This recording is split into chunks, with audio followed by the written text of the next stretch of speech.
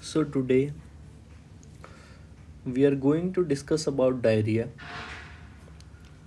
So first I would like to introduce myself like who I am. So मेरा नाम है doctor श्वेत मिश्रा. सो मैंने एम्स यूजी के एग्ज़ाम 2019 में दिया था after my twelfth.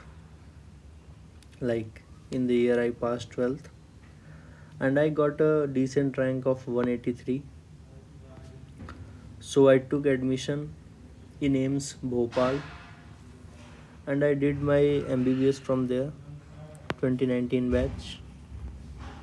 And after that I appeared for INICET in November of 2024, like in my internship year.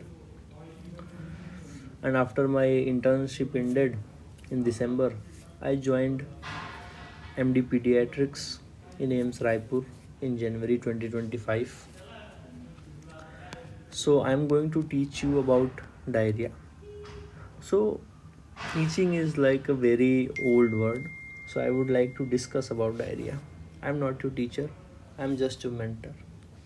So we will like to discuss about diarrhea.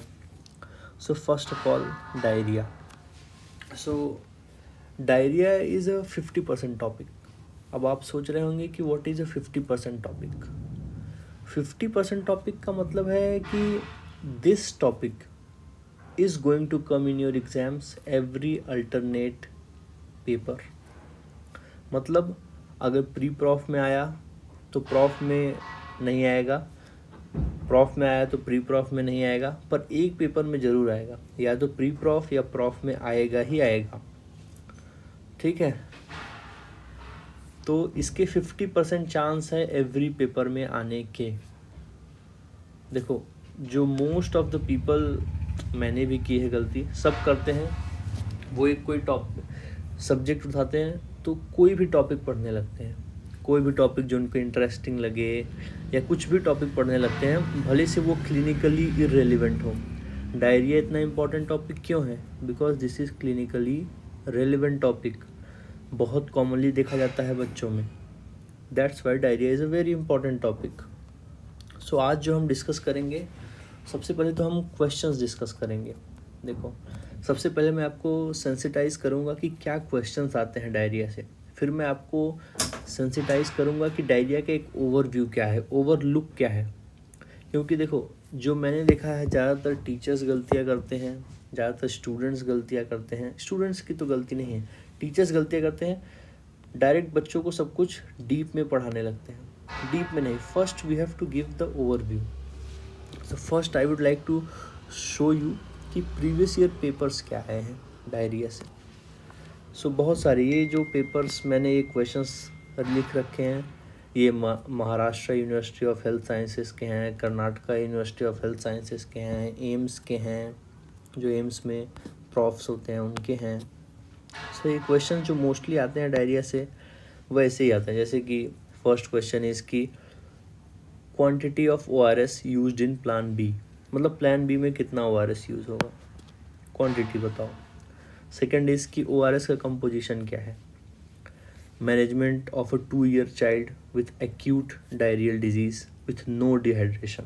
तो अगर उसको नो डिहाइड्रेशन है तो उसको क्या ट्रीटमेंट देंगे वो बताना है. मैनेजमेंट कैसे करेंगे.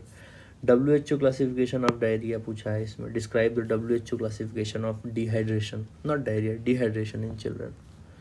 सो हमें इस लेक्चर में ये भी डिफ्रेंशिएट करना है कि डिहाइड्रेशन और डायरिया में क्या डिफरेंस है. मोस्ट ऑफ द बच्चे जो कंफ्यूज रहते हैं वो सोचते हैं डिहाइड्रेशन और डायरिया सेम ही चीज़ है. ठीक है. ये फिर क्वेश्चन आया है कि management of severe dehydration, management of acute diarrhoea with severe dehydration as per IMNCI protocol. So IMNCI protocol भी हम इसमें पढ़ेंगे. ठीक है. उसके बाद फिर ये कुछ केस सिनेरियोज़ हैं डायरिया के ऊपर. सो हम ये केस सिनेरियोज़ भी पढ़ेंगे. सो जैसे पहला केस सिनेरियो है कि एक 4-year-old चाइल्ड है, वेइंग 10 kg. उसको लूज स्टूल हो रहा है for 3 days with blood in stools for 1 day. और एग्जामिनेशन पे उसका pulse rate is 110, respiratory rate is 24 and blood pressure is 106/70. ठीक है. And the baby is irritable, lethargic and not willing to drink. His skin pinch goes back very slowly and has not passed urine in for last 10 hours. तो इसमें आपको DD बताना है, investigation बताना है, management बताना है. ठीक है. तो डीडी मतलब कि क्या क्या पॉसिबिलिटी हो सकती है, क्या क्या कंडीशन हो सकती है इस बच्चे को. तो मोस्ट प्रोबेबली तो इसमें जो कंडीशन है वो डायरिया ही है. ठीक है. तो इसको हम कैसे इन्वेस्टिगेट करेंगे, कैसे मैनेज करेंगे, मैं आपको ये आगे बताऊंगा. ठीक है.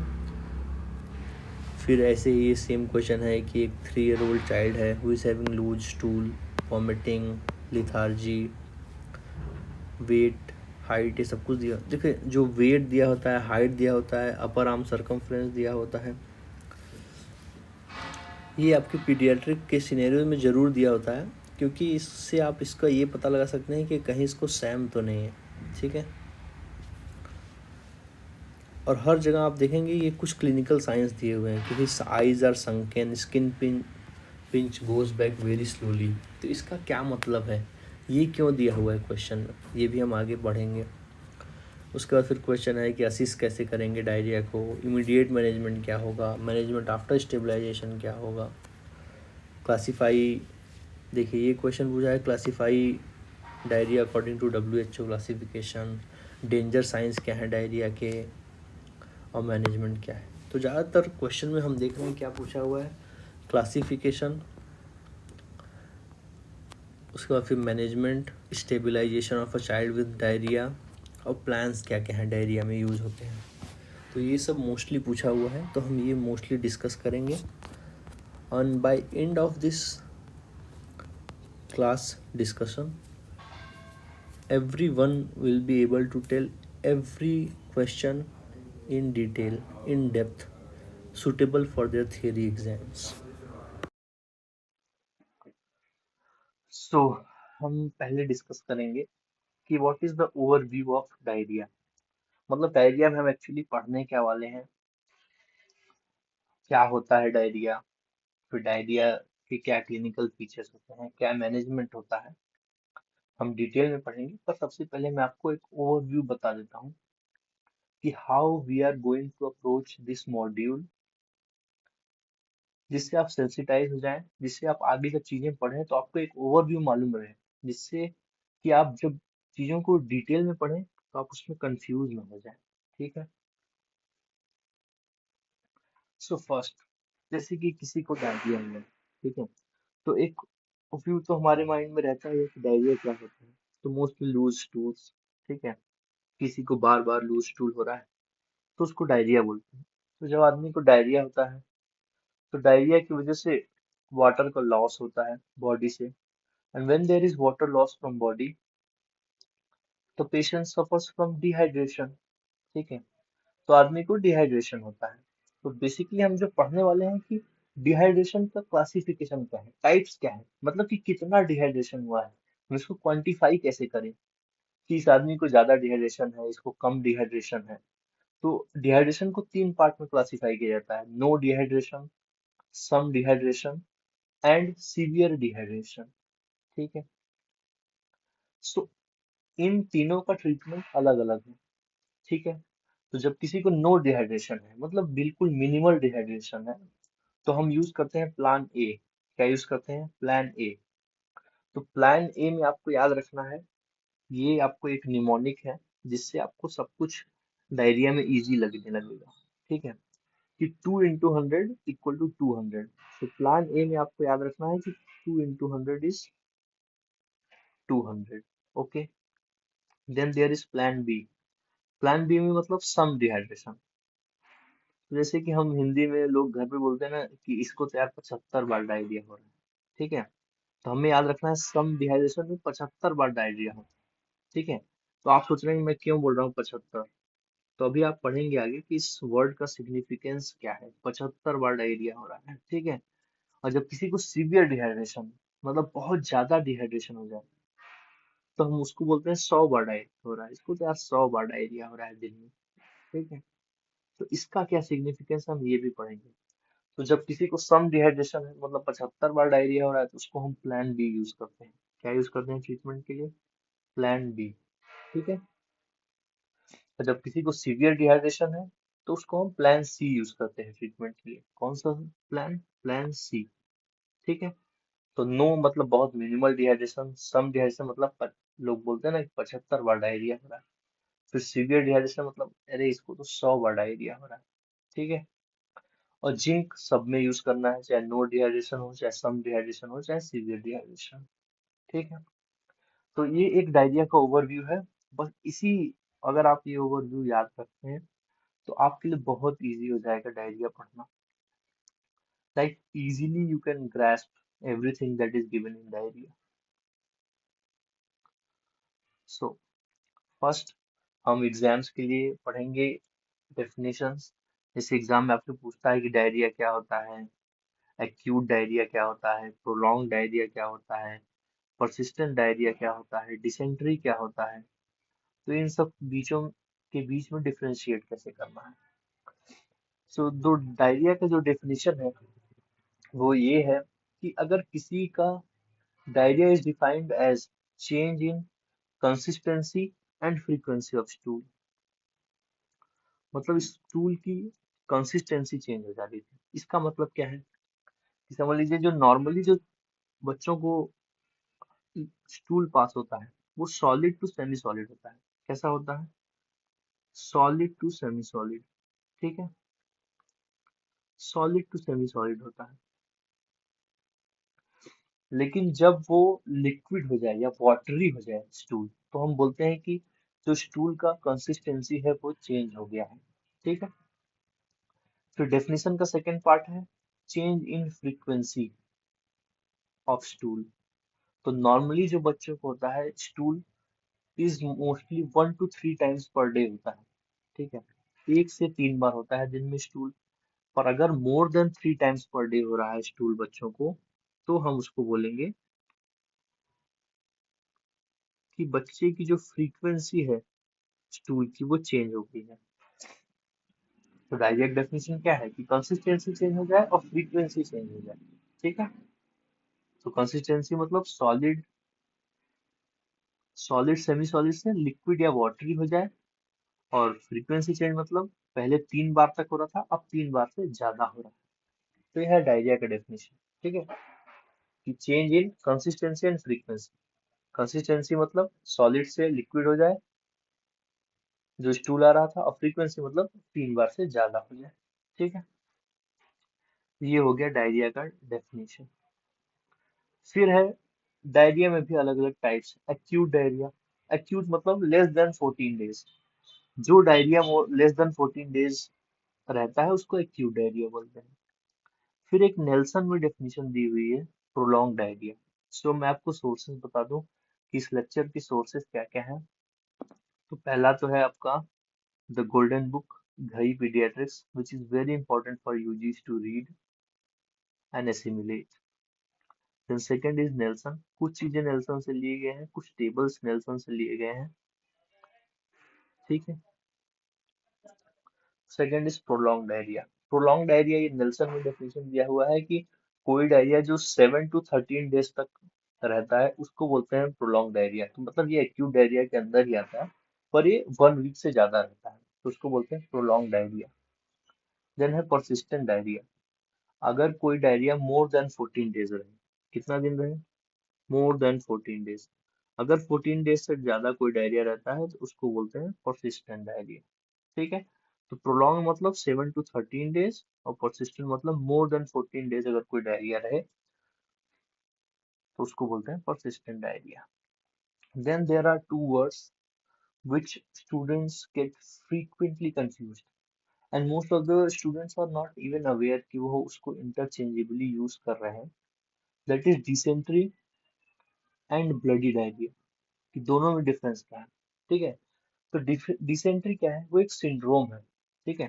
डिसेंट्री इज अ सिंड्रोम जिसमें स्मॉल स्टूल्स होते हैं, विजिबल ब्लड होता है स्टूल में, एंड इसके साथ साथ इसमें सिस्टमिक सिम्टम्स बहुत ज्यादा होते हैं। तो डिसेंट्री का जो मेन फीचर ये है कि इसमें सिस्टमिक सिम्टम्स बहुत ज्यादा होते हैं। ठीक है, तो डिसेंट्री फ्रीक्वेंट होता है, मतलब कि मोर देन 3 टाइम्स आपको स्टूल पास होगा। स्टूल्स हमेशा स्मॉल होते हैं। ठीक है, हमेशा ब्लड, विजिबल ब्लड होगा स्टूल्स में, और इसके साथ साथ बहुत सारे सिस्टमिक साइंस होते हैं डिसेंट्री में, जबकि ब्लडी डायरिया में ऐसा नहीं होता। ठीक है, तो सिस्टमिक साइंस क्या क्या होते हैं? मोस्टली फीवर होता है आदमी को, एब्डोमिनल पेन होता है, फिर होता है टेनिसमस। तो डिसेंट्री का एक जो बहुत ही स्पेसिफिक फीचर है वो है टेनिसमस। टेनिसमस मतलब होता है कि आदमी को फीलिंग तो आती है कि उसको स्टूल पास करना है, उसको हमेशा ऐसी फीलिंग आती रहती है परसिस्टेंटली कि उसको स्टूल पास करना है, बट स्टूल पास होता नहीं, स्मॉल अमाउंट ऑफ स्टूल ही पास होता है। ठीक है, इट्स जस्ट लाइक यूटीआई। जैसे यूटीआई में होता है कि आदमी को अर्ज होती रहती है यूरिन पास होने की, बट जब वो पास करने जाता है तो स्मॉल अमाउंट ऑफ यूरिन ही पास होता है। तो वैसे ही टेनिसमस है, इसमें परसिस्टेंट फीलिंग होती है स्टूल पास करने की, बट आदमी जब पास करने जाता है तो स्मॉल अमाउंट ही पास होता है। तो ये सब सिस्टमिक मैनिफेस्टेशंस हैं डिसेंट्री के। ठीक है, सिस्टमिक साइंस है। ठीक है, तो डिसेंट्री क्या है? डिसेंट्री एक सिंड्रोम है जिसमें स्मॉल फ्रीक्वेंट स्टूल्स होंगे, वही मोर देन 3 टाइम्स स्मॉल होंगे हर बार स्टूल, उनमें विजिबल ब्लड होगा, उसके साथ साथ सिस्टमिक साइंस होंगे, जैसे फीवर, टेनिसमस, एब्डोमिनल पेन। ठीक है, अब ब्लडी डायरिया और डिसेंट्री में क्या क्या डिफरेंस होता है? तो वही जो मैंने आपको ऊपर बताया कि ब्लडी डायरिया जो होगा, इसमें लार्ज वॉल्यूम में स्टूल होगा। ठीक है, जबकि जो अपना डिसेंट्री है इसमें हमेशा स्मॉल स्टूल्स होंगे, स्मॉल वॉल्यूम में स्टूल्स होंगे। ठीक है, देखिए stool volume small, large and small volume. ठीक है, और ब्लडी डायरिया में सिस्टमिक इलनेस नहीं होगा, माइल्ड या एब्सेंट होगा सिस्टमिक फीचर। सिस्टमिक फीचर जैसे टेनिसमस, एब्डोमिनल पेन, फीवर, ये सब एकदम एब्सेंट होगा, देखिए एब्सेंट, माइल्ड। ठीक है, लो ग्रेड फीवर भी होगा तो लो ग्रेड ही होगा। ठीक है, जबकि डिसेंट्री में सिस्टमिक फीचर्स बहुत ज्यादा होंगे, बहुत प्रोमिनेंट सिस्टमिक फीचर्स होंगे, जैसे कि इसमें टेनिसमस भी प्रेजेंट होगा, पेन होगा तो क्रैम्पिंग, सीवियर पेन होगा, ब्लड और म्यूकस लेडन स्टूल्स आएंगे। ठीक है, फीवर भी होगा तो बहुत हाई ग्रेड फीवर होगा, तो इसमें सिस्टमिक फीचर्स ज्यादा होते हैं डिसेंट्री में। और ब्लडी डायरिया में सिस्टमिक फीचर्स कम होते हैं, बट स्टूल बहुत लार्ज वॉल्यूम में आता है, ब्लड बहुत लार्ज वॉल्यूम में आता है। ठीक है, क्लियर। और उनके जो कॉजिंग एजेंट्स हैं, मतलब जिससे होता है ब्लडी डायरिया और डिसेंट्री, उसमें भी फर्क है। ब्लडी डायरिया जबकि इकोलाइज होता है ज्यादातर इंट्रोहेमरेजिक इकोलाई से, वहीं पर जो आपका डिसेंट्री है वो मोस्टली सीगेला से होता है। ठीक है, ये हो गया आपका डिफरेंस। ये सारी आपकी डेफिनेशंस हो गई कि डायरिया क्या होता है। डायरिया मतलब कंसिस्टेंसी और फ्रीक्वेंसी ऑफ स्टूल चेंज हो जाए। एक्यूट डायरिया मतलब लेस देन 14 डेज अगर डायरिया है तो एक्यूट डायरिया। प्रोलॉन्ग डायरिया, ये नेल्सन की डेफिनेशन है, 7 to 13 डेज डायरिया होना चाहिए। Then there is persistent diarrhoea, मतलब diarrhoea for more than 14 days. Then there is dysentery. Dysentery क्या है? एक सिंड्रोम है जिसमें small amount of stool pass करता है आदमी, और ब्लड होता है स्टूल में, और सिस्टमिक फीचर्स बहुत ज्यादा होते हैं जैसे fever, tenesmus, abdominal pain. Thank you. अब हमने डिस्कस कर लिया है कि मतलब डायरिया क्या होता है, एक्यूट डायरिया क्या होता है, परसिस्टेंट डायरिया क्या होता है, प्रोलॉन्ग डायरिया क्या होता है, डिसेंट्री क्या होता है, ब्लडी डायरिया क्या होता है। तो हमने जो बेसिक्स हैं वो सारे पढ़ लिए हैं डायरिया के, सारे डेफिनेशंस पढ़ ली हैं। अब हम आगे बढ़ेंगे and now we will study about the clinical features of diarrhoea. Like if a person is having diarrhoea तो उसको क्या क्या क्लिनिकल फीचर्स आएंगे, that we are going to study. ठीक है, so clinical features of diarrhoea. जैसे आपके पास कोई बच्चा आता है जिसको डायरिया है, तो क्या क्या आपको उसमें सिम्टम मिलेगा, बच्चा आपको क्या क्या बताएगा, उसके अंदर क्या क्या सिम्टम देखने को मिलेगा। तो जब से जो सबसे प्रोमिनेंट सिम्टम या फिर क्लिनिकल फीचर है डायरिया का वो है डिहाइड्रेशन। क्या है? डिहाइड्रेशन। डिहाइड्रेशन मतलब, हाइड्रेशन मतलब पानी को लेना, डिहाइड्रेशन मतलब पानी का शरीर से बाहर जाना। मतलब इसमें क्या होगा? लॉस होगा फ्लूइड का, बॉडी से फ्लूइड बाहर जा रहा है। जब बॉडी से फ्लूइड बाहर जाता है तो उसको डिहाइड्रेशन बोलते हैं। ठीक है, सो बेसिक यही है कि डिहाइड्रेशन मतलब, हाइड्रेशन मतलब वाटर का शरीर से बाहर जाना। तो कौन सा वाटर जाएगा? हम सब जानते हैं कि हमारे बॉडी में वाटर 60% वाटर है। ठीक है, और वो जो 60% वाटर है वो दो कंपोनेंट में होता है। एक तो होता है ICF, इंट्रा सेलुलर फ्लूइड, और एक होता है ECF, एक्स्ट्रा सेलुलर फ्लूइड। ठीक है, तो intra cellular fluid and extra cellular fluid. तो इंट्रा सेलुलर फ्लूइड जो होता है वो 40% होता है। ये ब्लू वाला जो चेम्बर है ये आपके ICF को दिखाता है, और जो ये येलो वाला चेम्बर है 20%, ये आपका ECF है, एक्स्ट्रा सेलुलर फ्लूइड। ठीक है, तो इंट्रा सेलुलर हो गया और एक्स्ट्रा सेलुलर हो गया। ठीक है, तो जब आदमी को डायरिया होता है, ठीक है, तो वाटर का लॉस कहाँ से होता है? तो वो ECF से होता है, एक्स्ट्रा सेलुलर फ्लूइड से होता है। ठीक है, तो एक्स्ट्रा सेलुलर फ्लूइड में देखिए, अब जो हमारा ICF होता है उसमें पोटेशियम ज़्यादा होता है, जबकि जो हमारा ECF होता है उसमें सोडियम ज़्यादा होता है। ये सब ने फिजियोलॉजी में पढ़ा होगा आपने, फर्स्ट ईयर में। We all have read that sodium is more in ECF while potassium is more in ICF. ठीक है, so and in dehydration the water loss is from ECF. so जो अगर वाटर लॉस ECF से हो रहा है तो किस आयन का लॉस होगा? तो सोडियम का लॉस होगा। ठीक है, तो लॉस ऑफ ECF में से सोडियम का लॉस होगा। ठीक है, और ये 50% केसेस में ही ऐसा होता है कि सोडियम का लॉस इतना सीवियर हो कि हाइपोनेट्रीमिया हो। सोडियम का लॉस तो हमेशा होगा डिहाइड्रेशन में, बट वो इतना सीवियर हो कि हाइपोनेट्रीमिया हो जाए, ये सिर्फ 50% केसेस में होता है।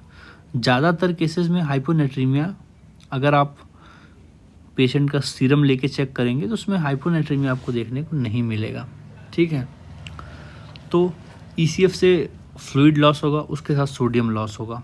ठीक है, अब जब ECF से फ्लूइड लॉस होगा तो ECF किस किस चीज़ से बना होता है?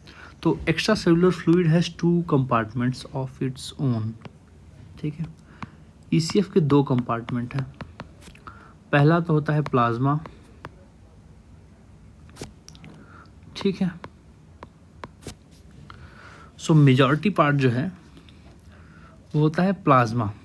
ठीक है, सो जो ये फ्लूइड लॉस होता है डिहाइड्रेशन में, ये मोस्टली जो लॉस है ये ECF से है। जब ECF से लॉस होगा तो प्लाज्मा से भी फ्लूइड लॉस होगा, और जो प्लाज्मा से फ्लूइड लॉस होता है इसकी वजह से बहुत सारे क्लिनिकल फीचर्स आते हैं हमारे बॉडी में। ठीक है, हम सब जानते हैं कि जो प्लाज्मा है वो हमारे आर्टरी और वेन्स में होता है।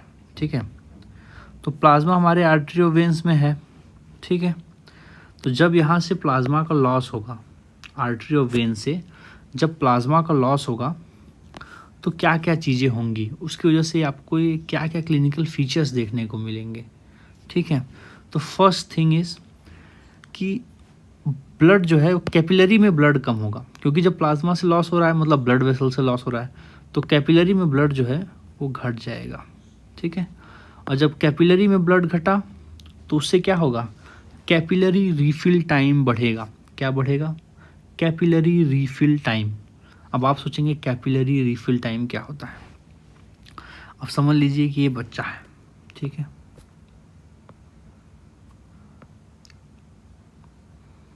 Pardon my writing and my drawing also. समझ लीजिए कि आपका बच्चा है। ठीक है, ये बच्चे का स्टर्नम है। क्या है? स्टर्नम। तो कभी भी जब हम कैपिलरी रीफिल टाइम चेक करते हैं तो वो किसी बोनी प्रोमिनेंस पे करते हैं। तो हम जब बच्चे के स्टर्नम के ऊपर जाके प्रेस करेंगे, क्या करेंगे?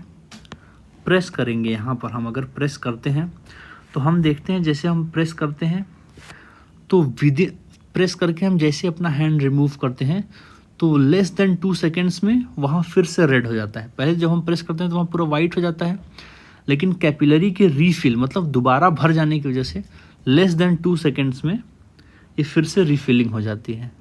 ठीक है, लेकिन जब कैपिलरी में ब्लड ही नहीं है, क्योंकि वो लॉस हो गया ECF के थ्रू, प्लाज्मा के थ्रू वो सब पूरा फ्लूइड लॉस हो गया डिहाइड्रेशन में, तो कैपिलरी रिफिल टाइम जो है वो बढ़ जाता है।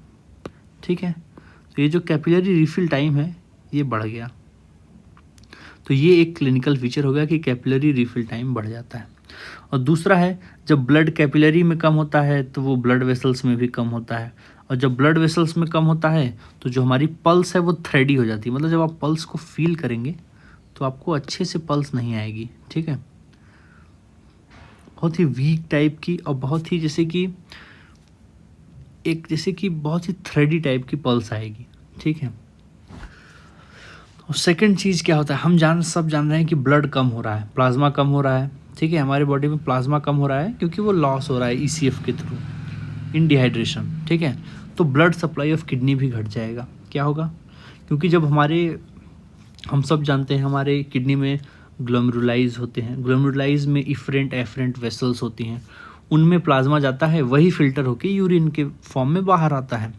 लेकिन जब ब्लड सप्लाई ऑफ किडनी घट जाएगा, क्योंकि वाटर तो सब लॉस हो गया प्लाज्मा से। ठीक है, अब हमारे वेसल्स में वाटर है ही नहीं, प्लाज्मा। ठीक है, तो ब्लड सप्लाई ऑफ किडनी घट जाता है, और जब ब्लड सप्लाई ऑफ किडनी घटता है तो इसकी वजह से क्या होता है कि हमारा यूरिन आउटपुट भी कम हो जाता है, क्योंकि जब किडनी के पास ब्लड ही कम आएगा तो वो यूरिन कहाँ से बना सकता है, तो यूरिन आउटपुट भी कम हो जाता है। तो ये सारे क्लिनिकल फीचर हैं। तो एक क्लिनिकल फीचर हो गया कि कैपिलरी रिफिल टाइम बढ़ जाएगा। क्यों? क्योंकि ब्लड ही नहीं है कैपिलरी में, थ्रेडी पल्स आएगी। फिर यूरिन आउटपुट डिक्रीज़ कर जाएगा। क्यों डिक्रीज़ कर जाएगा हमने अभी समझा। फिर दूसरी चीज़ है, हम जान रहे हैं कि प्लाज्मा से लॉस हुआ फ्लूइड का, तो हमारा स्ट्रोक वॉल्यूम डिक्रीज़ कर जाएगा। स्ट्रोक वॉल्यूम क्या होता है, तो हार्ट से हमारे हर बार जब हमारा हार्ट हर 0.8 सेकेंड में पंप करता है, हर 0.8 सेकेंड में जितना ब्लड बाहर आता है हमारे लेफ्ट वेंट्रिकल से अओर्टा में, उसी को स्ट्रोक वॉल्यूम बोलते हैं। ठीक है, तो जब अगर स्ट्रोक वॉल्यूम कम, क्योंकि हमारे पास ब्लड है ही नहीं, तो हमारा हार्ट पंप क्या करेगा, तो ऑब्वियस सी बात है कि स्ट्रोक वॉल्यूम घट जाएगा। जब स्ट्रोक वॉल्यूम घटेगा तो उसको कंपनसेट करने के लिए हमारा हार्ट रेट इंक्रीज़ कर जाएगा।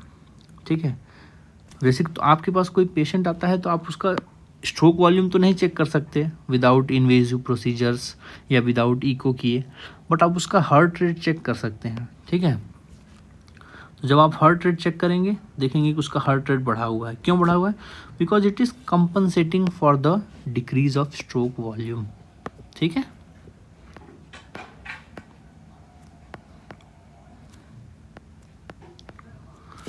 फिर है कि जब हमारे प्लाज्मा लॉस हो रहा है तो जो हमारा स्किन में फ्लूइड है वो भी कम हो जाएगा। ठीक है, और जब स्किन में फ्लूइड कम होगा तो इससे क्या होगा, हमारा जो स्किन पिंच टाइम है ये भी बढ़ जाएगा। ठीक है, तो स्किन पिंच टाइम भी जो है हमारा बढ़ जाएगा। स्किन पिंच टाइम मतलब जब हम स्किन को ऐसे खींचेंगे और छोड़ेंगे तो स्किन में वाटर नहीं है, तो उसमें एक वर्ड होता है कि टर्गर। ठीक है, जो सेल्स होते हैं वो टर्गर होते हैं, TURGOR, टर्गर होते हैं सेल्स। लेकिन जब ब्लड का लॉस होता है तो हमारा जो स्किन सेल्स हैं, ठीक है, उनकी तो वो टर्गर नहीं रह जाते। ठीक है, और जब वो टर्गर नहीं रह जाते तो क्या होता है, स्किन पिंच टाइम जो है हमारा वो बढ़ जाता है। ठीक है, क्लियर? अब हमने ये पढ़ लिया क्लिनिकल फीचर्स। तो हमने कितने क्लिनिकल फीचर पढ़े? एक, कैपिलरी रिफिल टाइम बढ़ जाएगा, थ्रेडी पल्स आएगी, यूरिन आउटपुट डिक्रीज़ कर जाएगा, हार्ट रेट इंक्रीज़ कर जाएगा, स्किन पिंच टाइम इंक्रीज़ कर जाएगा। ठीक है, तो ये सारे क्लिनिकल फीचर्स हमने पढ़े जो कि डिहाइड्रेशन की वजह से हो रहे हैं। ठीक है, अब हम पढ़ेंगे कि जो तो आपका डिहाइड्रेशन है उसको कैसे क्लासिफाई किया जाता है। जो एग्ज़ाम में जो क्वेश्चंस आते हैं वो क्लासीफाई करने पे ही आते हैं कि हम डिहाइड्रेशन को कैसे क्लासीफाई कर सकते हैं, ठीक है।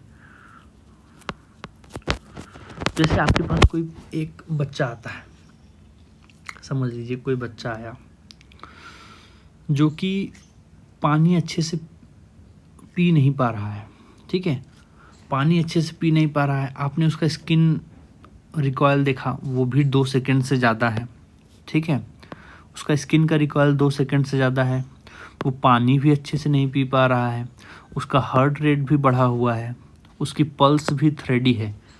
तो ये सब सिम्टम्स जब आप देखोगे तब आप जान जाओगे कि इस बच्चे को सीवियर डिहाइड्रेशन है। तो इस बच्चे को हमें डिफरेंटली ट्रीट करना है। जबकि एक बच्चा आया आपके पास जो कि थर्स्टी है, मतलब वो ईगर टू ड्रिंक है, मतलब उसको पानी चाहिए। Now that kid wants to drink, due to some reason he may not be getting, he is not able to drink, but he is eager to drink, he is thirsty, and his heart rate is not much increased or maybe normal also, ठीक है। and when you look at his skin fold time, it is still less than 2 seconds, so उसका अभी skin fold time भी increase नहीं हुआ है।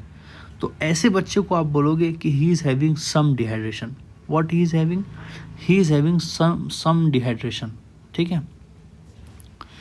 Then there is child जो आता है आपके पास एकदम अलर्ट है, उसको कोई साइंस नहीं है, ठीक है, सब कुछ नॉर्मल है, ठीक है, तो उसको आप बोलोगे मिनिमल या फिर नो डिहाइड्रेशन है, मतलब उसको डायरिया तो हो रहा है पर अभी उसको डिहाइड्रेशन नहीं हुआ है, ठीक है, मतलब अभी उसके अंदर से इतना वाटर लॉस नहीं हुआ है कि कोई क्लिनिकल फीचर आए, ठीक है। तो इसका ट्रीटमेंट अलग होगा, सब में ट्रीटमेंट का प्रायोरिटी अलग होगा, ट्रीटमेंट कहाँ रख के देंगे, किसी को हॉस्पिटल में ट्रीटमेंट देना है या फिर घर पे भी ट्रीटमेंट दे सकते हैं, वो सब चीज़ें भी अलग होंगी। सो हम सबसे पहले पढ़ते हैं कि मिनिमल या नो डिहाइड्रेशन क्या होता है। तो पहले हम बात करते हैं मिनिमल या नो डिहाइड्रेशन में क्या क्या क्लिनिकल फीचर्स होते हैं। तो मिनिमल या नो डिहाइड्रेशन में जो बच्चा आपके पास आएगा एकदम अलर्ट आएगा, उसको डायरिया होता रहेगा, ठीक है। आपको ये याद रखना है कि सर हमने ये नो डिहाइड्रेशन क्यों बनाया, तो इससे अच्छा तो डिहाइड्रेशन नहीं है तो फिर हम इसकी डिस्कशन क्यों कर रहे हैं, क्योंकि इस बच्चे को डायरिया तो है, this kid has diarrhoea, but अभी वो डिहाइड्रेशन के फॉर्म में मैनिफेस्ट नहीं किया है, ठीक है। तो इसमें बच्चा जो आपके पास आएगा एकदम अलर्ट आएगा, एकदम अच्छे से बात करता रहेगा, वाटर भी नॉर्मली ड्रिंक करता रहेगा, उसका हार्ट रेट नॉर्मल रहेगा, ब्रीदिंग नॉर्मल रहेगी, और सबसे ज़रूरी क्लिनिकल फीचर जो सारे आपके उसमें दिया रहता है एग्ज़ाम्स में, MCQs में, INI में, नीट PG में, वो है कि आइज़ उसकी संकेन नहीं रहेंगी, उसकी आइज़ नॉर्मल रहेंगी, नॉट संकेन, ठीक है। टीयर्स प्रेजेंट रहेंगे, म्यूकस मेम्ब्रेन्स माउथ में, टंग में सब मॉइस्ट रहेंगे, स्किन फोल्ड में भी इंस्टेंट रिकॉयल रहेगा, कैपिलरी रिफिल टाइम भी नॉर्मल, एक्सट्रीमिटीज़ एकदम वार्म रहेंगी, यूरिन आउटपुट भी एकदम नॉर्मल ही रहेगा, most of the time normal ही रहता है। फिर सम डिहाइड्रेशन में जो सबसे इम्पॉर्टेंट क्लिनिकल फीचर आपको याद रखना है कि आइज़ जो हैं वो स्लाइटली संकन हो जाएंगी, ठीक है, और जो बच्चा रहेगा वो थर्स्टी रहेगा, ईगर टू ड्रिंक रहेगा, ठीक है। हार्ट रेट इसमें नॉर्मल रहेगा या थोड़ा सा इंक्रीज़ करेगा, पल्सेस भी मोस्टली नॉर्मल ही रहेंगी, ठीक है, ब्रीदिंग भी नॉर्मल रहेगा, ठीक है, टीयर्स डिक्रीज्ड रहेंगे, ठीक है। तो ये दो फीचर्स जो हैं जिससे आप आइडेंटिफाई कर सकते हो इसको सम डिहाइड्रेशन है, कि आइज स्लाइटली संकन है, टीयर्स डिक्रीज्ड है, माउथ स्टिकी रहेगा, ड्राई एकदम पूरी तरीके से ड्राई नहीं रहेगा पर स्टिकी रहेगा, ठीक है। कैपिलरी रिफिल टाइम प्रोलॉन्ग्ड हो गया रहेगा पर बहुत ज़्यादा प्रोलॉन्ग नहीं रहेगा, ठीक है। एक्सट्रीमिटीज़ वार्म नहीं, अब कूल हो चुकी होंगी, और यूरिन आउटपुट डिक्रीज़ कर जाएगा, ठीक है। तो जो मैंने ग्रीन से मार्क किए हैं वो सारे क्लिनिकल फीचर्स देखने को मिलेंगे सम डिहाइड्रेशन में, वाइल अदर चीज़ें अभी नॉर्मल हैं। बल्कि जब हम सीवियर डिहाइड्रेशन में जाएंगे तो हम देखेंगे कि जो मैंने रेड से मार्क की हैं, जो चीज़ें नॉर्मल हैं सम डिहाइड्रेशन में, वो भी अब मैनिफेस्ट होने लगेंगी सीवियर डिहाइड्रेशन में। जैसे हार्ट रेट सम में नॉर्मल रहेगा और इसमें एकदम टैकीकार्डिया हो जाएगा, quality of pulses severe dehydration में एकदम वीक और थ्रेडी हो जाएंगी, ठीक है। और बच्चा पानी पी भी नहीं पाएगा, एकदम ड्रिंक्स पुअरली। तो अगर कोई बच्चा ड्रिंक्स पुअरली और अनेबल टू ड्रिंक, तो इसको हम कभी भी ओरल ट्रीटमेंट नहीं देंगे, क्योंकि ये बच्चा तो पानी पी ही नहीं पा रहा है। ठीक है, तो ट्रीटमेंट का भी एक हमें वो मिलेगा कि जब कोई बच्चा पानी ही पुअरली ड्रिंक कर रहा है तो उसको ट्रीटमेंट हम ओरल नहीं दे सकते। ठीक है, हाँ। और क्लिनिकल फीचर्स जैसे कि ब्रीदिंग भी इसमें डीप हो गई रहेगी, फास्ट ब्रीदिंग हो चुकी होगी। ठीक है, इसकी आईज डीपली संकन होंगी, टीयर्स एकदम एब्सेंट होंगे। सम डिहाइड्रेशन में डिक्रीज थे, इसमें एब्सेंट होंगे। माउथ एकदम पार्ज्ड, पार्ज्ड मतलब होता है जैसे कि जब बहुत सारी पत्तियां गिर जाती हैं किसी सरफेस पे, तो जैसे वहाँ आवाज़ आती है, जैसे वहाँ पूरा फट जाता है, या आपने सूखा खेत देखा होगा, तो उसको बोलते हैं पार्ज्ड। तो ये पूरा एकदम पार्ज्ड हो जाएगा। ठीक है, और कैपिलरी रिफिल टाइम प्रोलॉन्ग्ड हो जाएगा। एक्सट्रीमिटीज़ कोल्ड मॉटल्ड हो जाएंगे, साइनोटिक हो जाएंगे। यूरिन आउटपुट एकदम मिनिमल, मतलब काफ़ी ज़्यादा डिक्रीज कर जाएगा। ठीक है, अब डिग्री ऑफ डिहाइड्रेशन, लोग ऐसा कहते हैं कि अगर ये साइंस आपको मिल रहे हैं मिनिमल के या सम डिहाइड्रेशन के या सीवियर डिहाइड्रेशन के, तो इन सब में कितना कितना लॉस होता है। तो ऐसा माना जाता है कि 50, 100, मोर देन 100। ठीक है, less than 50, 50 to 100, more than 100। तो नो डिहाइड्रेशन है तो इसका मतलब 50 ml पर केजी से कम लॉस है। किसी को अगर नो डिहाइड्रेशन है तो इसका मतलब उसके डायरिया में अभी लेस देन 50 ml पर केजी का लॉस है उसके बॉडी से। तो लेस देन 50 ml पर केजी फ्लूइड लॉस है उसके बॉडी से। ठीक है, तो फ्लूइड लॉस जो है लेस देन 50 ml पर केजी, और सम डिहाइड्रेशन में 50 to 100 ml पर केजी का फ्लूइड लॉस हो जाता है, और सीवियर डिहाइड्रेशन में मोर देन 100। तो आपको याद रखना है कैसे, 50, 50 to 100 एंड मोर देन 100। ठीक है, क्लियर। तो ये हो गए आपकी clinical features and classification of diarrhoea. WHO classification of, मतलब क्लिनिकल फीचर्स सारे नहीं हुए, अभी डिहाइड्रेशन हुआ है, सिर्फ एक क्लिनिकल फीचर हुआ है वो है डिहाइड्रेशन। तो डिहाइड्रेशन का ये क्लासिफिकेशन हो गया, और ये हो गया डिहाइड्रेशन का क्लिनिकल फीचर्स। ठीक है, अब हम किसी को मान लीजिए कि डायरिया हो रहा है, डिहाइड्रेशन हो रहा है, तो उसके अंदर हम इन्वेस्टिगेशंस क्या क्या करेंगे। ठीक है,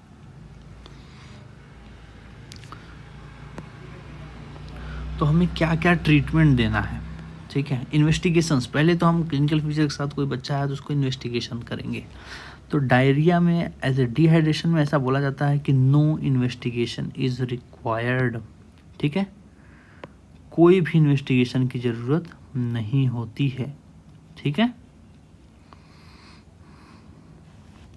बट कभी कभी हमें इन्वेस्टिगेशंस करने पड़ते हैं।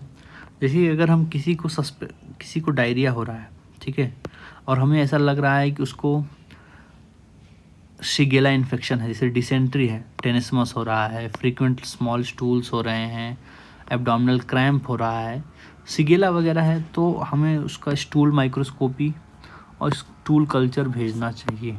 ठीक है, या फिर हम GRDasis क्या होता है, तो GRDA हम सब जानते हैं एक पैरासाइट है। अगर हम जब GRDA का इन्फेक्शन हो जाता है तो उसे GRDasis बोलते हैं। इसमें क्लिनिकल फीचर क्या होता है, ग्रीसी स्टूल होता है, फाउल स्मेलिंग स्टूल होता है। तो अगर ये सब हमें देखने को मिल रहा है तब भी हमें stool microscopy and stool culture भेजना चाहिए। ठीक है, या फिर हम कॉलरा सस्पेक्ट कर रहे हैं, हम सब जानते हैं कि कॉलरा में राइस वाटर डायरिया होता है, तो अगर हम कॉलरा सस्पेक्ट कर रहे हैं तब भी हमें भेजना चाहिए stool microscopy and stool culture. क्यों भेजना चाहिए, क्योंकि इससे हमें पता चलेगा कि कौन सा बैक्टीरिया है स्टूल में या कौन सा पैरासाइट है और कौन से एंटीबायोटिक्स से सेंसिटिव है। कल्चर में हमें ये पता चल जाएगा। ठीक है, और अगर मान लीजिए वो बच्चे को शॉक में आया, आपके पास बच्चा इतना सीवियर डिहाइड्रेशन के शॉक हो गया है, तब आपको कुछ इन्वेस्टिगेशन जैसे कि ABG, CBC, RFT ये सब करवाने पड़ेंगे। नहीं तो आइडियली डिहाइड्रेशन में कोई भी इन्वेस्टिगेशन कराने की ज़रूरत नहीं होती है। ठीक है, no investigation is required in dehydration. ठीक है, yes, that you have to keep in mind. अब हम पढ़ेंगे ट्रीटमेंट ऑफ डिहाइड्रेशन, सॉरी ये डायरिया नहीं होगा, ट्रीटमेंट ऑफ डिहाइड्रेशन पढ़ेंगे। ठीक है, क्योंकि डिहाइड्रेशन क्या है, एक क्लिनिकल फीचर है जो कि डायरिया का एक मैनिफेस्टेशन है। डायरिया की मैनिफेस्टेशन क्या क्या है? डिहाइड्रेशन है, वॉमिटिंग है, बहुत सारी चीज़ें हैं, तो उसमें से एक डिहाइड्रेशन है। तो हम ट्रीटमेंट ऑफ डिहाइड्रेशन पढ़ेंगे, ठीक है। Treatment of dehydration. तो मैंने आपको बताया कि डिहाइड्रेशन का मतलब क्या होता है कि वाटर का लॉस हो गया अगर बॉडी से, तो उसको बोलते हैं डिहाइड्रेशन। मतलब हाइड्रेशन जो था वो लॉस हो गया, डिहाइड्रेशन, ठीक है। तो इसका ट्रीटमेंट का जो सबसे ज़रूरी है, तो अगर किसी के अंदर से वाटर का लॉस हो रहा है तो हमें सबसे ज़रूरी क्या है, हम उसको क्या देना है? वाटर देना है ऑब्वियसली, ठीक है। और हमने ऊपर पढ़ा कि वाटर के साथ साथ और किस चीज़ का लॉस हो रहा था। तो वाटर के साथ साथ जो चीज़ का लॉस हो रहा था वो था सोडियम आयंस का लॉस हो रहा था वाटर के साथ साथ, क्योंकि इसी में सोडियम होता है, ठीक है। तो हमें ये ज़रूरी है कि हम बच्चे को, जो भी है आपका जिसको डिहाइड्रेशन हो रहा है, तो उसको हम रीहाइड्रेट करें। और रीहाइड्रेशन मतलब पानी दें, क्योंकि पानी का लॉस हो रहा है, उसके साथ साथ सोडियम भी दें, ठीक है। सोडियम भी बहुत इंपॉर्टेंट है क्योंकि सोडियम का भी लॉस हो रहा है, ठीक है। तो corner stone of dehydration treatment, corner stone मतलब सबसे ज़रूरी पार्ट क्या है डिहाइड्रेशन ट्रीटमेंट का, वो है रीहाइड्रेशन, ठीक है। तो हमें उसको देना है ओरल रीहाइड्रेशन थेरेपी, ठीक है। ओरल मतलब हमें माउथ से देना है जो भी ट्रीटमेंट देना है, और रीहाइड्रेशन मतलब हमें बच्चे का जो फ्लूइड लॉस हुआ है उसको रिप्लेस करना है, ठीक है। तो सबसे ज़रूरी डिहाइड्रेशन में क्या है? रीहाइड्रेशन करना, ठीक है। बच्चे को जितना लॉस हुआ है उसको फिर से उस फ्लूइड का भरपाई करना, ठीक है। अब सबके अंदर क्वेश्चन आएगा कि जैसे कि अब बच्चे का पानी लॉस हो गया तो क्या हम उसको पानी पिला दें डायरेक्ट? तो सही हो जाएगा। नहीं, हमें पानी नहीं पिलाना है उसको डायरेक्ट। क्यों? क्योंकि डिहाइड्रेशन में क्या हो रहा है, पानी के साथ साथ सोडियम का भी लॉस हो रहा है। तो हमें ये ध्यान रखना है कि पानी के साथ सोडियम लॉस हो रहा है तो हमें पानी के साथ उसको सोडियम भी देना है, ठीक है। सो व्हाट फ्लूइड, तो हमें क्या देना है? तो ऐसा कौन सा फ्लूइड आता है जिसमें सोडियम भी होता है और पानी भी होता है? तो वो होता है ओरल रिहाइड्रेशन थेरेपी। तो कौन कौन से फ्लूइड यूज़ कर सकते हैं? तो जो WHO रिकमेंड करती है वो रिकमेंड करती है लो ऑस्मोलैरिटी ORS, लो ऑस्मोलैरिटी ओरल रिहाइड्रेशन सॉल्यूशन। इसमें पानी भी होता है, इसमें सोडियम भी होता है, जिससे कि हम जो भी लॉस हो रहा है फ्लूइड का हम उसको रिप्लेस कर सकें। अब हम इसके बारे में पढ़ेंगे कि ORS क्या होता है, उसके बाद फिर कंपोनेंट्स ऑफ ORS क्या होते हैं, और ORS के अलावा क्या हम कोई फ्लूइड यूज़ कर सकते हैं? बिल्कुल यूज़ कर सकते हैं। ऐसा सबके अंदर मिथ होता है कि नहीं ORS ही है ट्रीटमेंट, सिर्फ ORS ही यूज़ कर सकते हैं, ORS के अलावा कोई फ्लूइड नहीं यूज़ कर सकते। तो ऐसा नहीं है, घई में लिखा हुआ है कि ORS के अलावा भी कुछ फ्लूइड्स यूज़ किए जा सकते हैं। तो मैं अब इनके बारे में आपको पढ़ाऊँगा। हम लोग डिस्कस करेंगे कि जो ORS है ये कैसे काम करता है, ORS के कंपोनेंट क्या होते हैं, ये सब हम डिस्कस करेंगे, ठीक है। सो हम डिस्कस करेंगे लो ऑस्मोलैरिटी ORS, ठीक है। सो हमने सबने मतलब फिजियो में पढ़ा है, बायोकेम में पढ़ा है, पैथो में पढ़ा है। वी ऑल हैव रेड कि जो the intestinal epithelium of our body absorbs water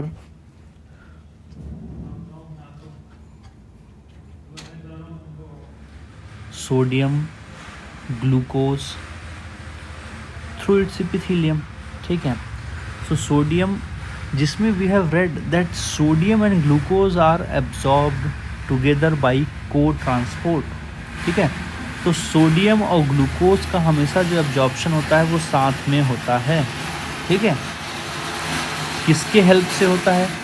तो हमारे जो इंटेस्टाइनल एपिथेलियम होता है उसमें इंटेस्टाइनल ल्यूमन के साइड में SGLT1 ट्रांसपोर्टर्स होते हैं, उनके थ्रू सोडियम और ग्लूकोज का को ट्रांसपोर्ट होता है। और फिर वो जो सोडियम और ग्लूकोज है through different channels like glucose GLUT2 की मदद से और सोडियम पोटेशियम पंप की मदद से ब्लड में चला जाता है, ठीक है। तो हमें ये मालूम है कि सोडियम और ग्लूकोज साथ में ही एब्जॉर्ब होता है। तो हम सब जान रहे हैं कि डिहाइड्रेशन में सोडियम का लॉस हो रहा है, हमें सोडियम रिप्लेस करना है, उसको एब्जॉर्ब करवाना है। तो अगर हमें सोडियम एब्जॉर्ब करवाना है तो ये ज़रूरी है कि हम उसके साथ साथ आदमी को ग्लूकोज भी दें, क्योंकि अगर if there is no glucose, sodium will not be able to be absorbed. SGLT1 को दोनों चाहिए एब्जॉर्ब करने के लिए। तो सोडियम एब्जॉर्ब करने के लिए it's very important that glucose is present in the intestinal lumen in equal quantity. ठीक है, तो सोडियम और ग्लूकोज हमेशा इक्वल होना चाहिए। तो हमें जो भी सॉल्यूशन देना है उसमें सोडियम होना चाहिए, ग्लूकोज होना चाहिए, वाटर होना चाहिए। ये 3 चीज़ें तो चाहिए ही चाहिए। तो इसके लिए हमें और एक चीज़ और चाहिए। हम सब जानते हैं कि जो हमारा ब्लड है, ब्लड की ऑस्मोलैरिटी होती है 290 मिलीमोल्स। कितनी होती है? 290 मिलीमोल्स पर लीटर होती है। ठीक है, तो हमारा जो सॉल्यूशन है उसकी ऑस्मोलैरिटी अगर 290 से कम ज़्यादा हुई तो एब्जॉर्ब नहीं कर पाएगा। तो ब्लड जो है, तो एक जो ग्रेडियंट है, ग्रेडियंट नहीं बनेगा। तो अगर 290 मिलीमोल से ज़्यादा का हम फ्लूइड देते हैं 290 मिलीमोल पर लीटर से, तो हमारी बॉडी उसको एब्जॉर्ब इफ़ेक्टिवली नहीं कर पाएगी। इसी वजह से जब भी हमें फ्लूइड देना है, जो देखिए इंटेस्टाइनल ल्यूमन में हमें जब भी कोई फ्लूइड देना है तो ऐसा फ्लूइड देना है जिसका ऑस्मोलैरिटी 290 मिलीमोल से कम हो। तो साइंटिस्ट ने रिसर्च की तो एक ऐसा फ्लूइड बनाया जिसका ऑस्मोलैरिटी 290 से कम हो, osmolarity less than 290 millimole per litre, sodium equal to glucose, मतलब उसमें सोडियम हो, ग्लूकोज हो, इक्वल क्वांटिटी में हो, एंड वाटर हो। तो ऐसा होना ही चाहिए। ठीक है, तो साइंटिस्ट ने बनाया लो ऑस्मोलैरिटी ORS। ठीक है, तो लो ऑस्मोलैरिटी क्यों बोलते हैं? क्योंकि इसका ऑस्मोलैरिटी जो है वो लेस देन 290 मिलीमोल होता है, मतलब लेस देन ब्लड होता है। तो इस ORS का, ओरल रिहाइड्रेशन सॉल्यूशन का जो ऑस्मोलैरिटी है वो लेस देन ब्लड होता है। इसी वजह से इसको बोलते हैं लो ऑस्मोलैरिटी ORS। ठीक है, तो osmolarity of the oral rehydration solution should be less than that of serum, serum से कम होना चाहिए। ठीक है, क्लियर? यहाँ तक क्लियर हो गया। सो साइंटिस्ट ने एक ऐसा सॉल्यूशन बनाया जिसमें सोडियम हो, ग्लूकोज हो, क्योंकि सोडियम और ग्लूकोज चाहिए एब्जॉर्ब होने के लिए SGLT1 ट्रांसपोर्टर से। तो सोडियम और ग्लूकोज इक्वल क्वांटिटी में हो, वाटर हो, और उसका जो ऑस्मोलैरिटी हो 290 से कम हो, क्योंकि 290 से ज़्यादा ऑस्मोलैरिटी होगा तो हमारा जो ब्लड है उसको एब्जॉर्ब नहीं कर पाएगा। ठीक है, तो साइंटिस्ट ने बनाया लो ऑस्मोलैरिटी ORS। अब लो ऑस्मोलैरिटी ORS कैसे काम करता है? तो हम जब देते हैं किसी आदमी को लो ऑस्मोलैरिटी ORS आता है, उसमें सोडियम होता है, ग्लूकोज होता है, वो दोनों एब्जॉर्ब होते हैं थ्रू SGLT1। देन सोडियम और ग्लूकोज इंटेस्टाइनल सेल के अंदर चले जाते हैं। ठीक है, फिर सोडियम जो है वो सोडियम पोटेशियम पंप के थ्रू ब्लड में चला जाता है, और जो ग्लूकोज है वो GLUT2 ट्रांसपोर्टर के थ्रू ब्लड में चला जाता है। क्लियर? और जब सोडियम जाता है तो एक ग्रेडियंट के थ्रू वाटर भी यहाँ पे चला जाता है। ठीक है, क्लियर? अब इस लो ऑस्मोलैरिटी ORS के कंपोनेंट क्या क्या हैं? ठीक है, WHO रिकमेंडेड ORS मतलब लो ऑस्मोलैरिटी ORS। ठीक है, अब इसके कंपोनेंट हैं तो हमने पढ़ा है क्या क्या कंपोनेंट होना चाहिए। सोडियम तो होना ही चाहिए, ग्लूकोज तो होना ही चाहिए, वाटर होना चाहिए। वाटर तो कोई कंपोनेंट नहीं, आयन तो नहीं है। ठीक है, तो सोडियम और ग्लूकोज होना चाहिए और दोनों बराबर होना चाहिए। तो इसके लिए एक निमोनिक होता है जिसे सब लोग पढ़ते हैं, for NEET PG, for INI। तो सब लोग जाना कहाँ चाहते हैं? PGI। कहाँ जाना चाहते हैं? जितने भी बच्चे पढ़ते हैं PGI, एम्स दिल्ली, यहीं जाना चाहते हैं। तो इसके लिए एक निमोनी है। हम जानते हैं एक कॉलेज है यूपी में बहुत फेमस, SGPGI। कौन सा कॉलेज है? SGPGI। अब इसमें जो C हैं ये दो, एक C एक्स्ट्रा है, बट आपको ऐसे याद रखना है SGCPCI, SGCPGI। ठीक है, तो तो SGCPGI, जिसमें S for sodium, G for glucose, C for chloride, P for potassium and CI for citrate. तो आप सोच रहे होंगे कि मैंने यही क्यों निमोनिक बनाया SGCPGI, क्यों? क्योंकि ये डिसेंडिंग ऑर्डर में है कि किसका कितना क्वांटिटी है उस हिसाब से। जैसे सोडियम हमेशा 75 मिलीमोल होगा, ग्लूकोज उसके बराबर ही होगा 75 मिलीमोल, क्लोराइड कितना होगा 65 मिलीमोल होगा, पोटेशियम कितना होगा हमेशा 20 मिलीमोल होगा, सिट्रेट कितना होगा 20 मिलीमोल होगा।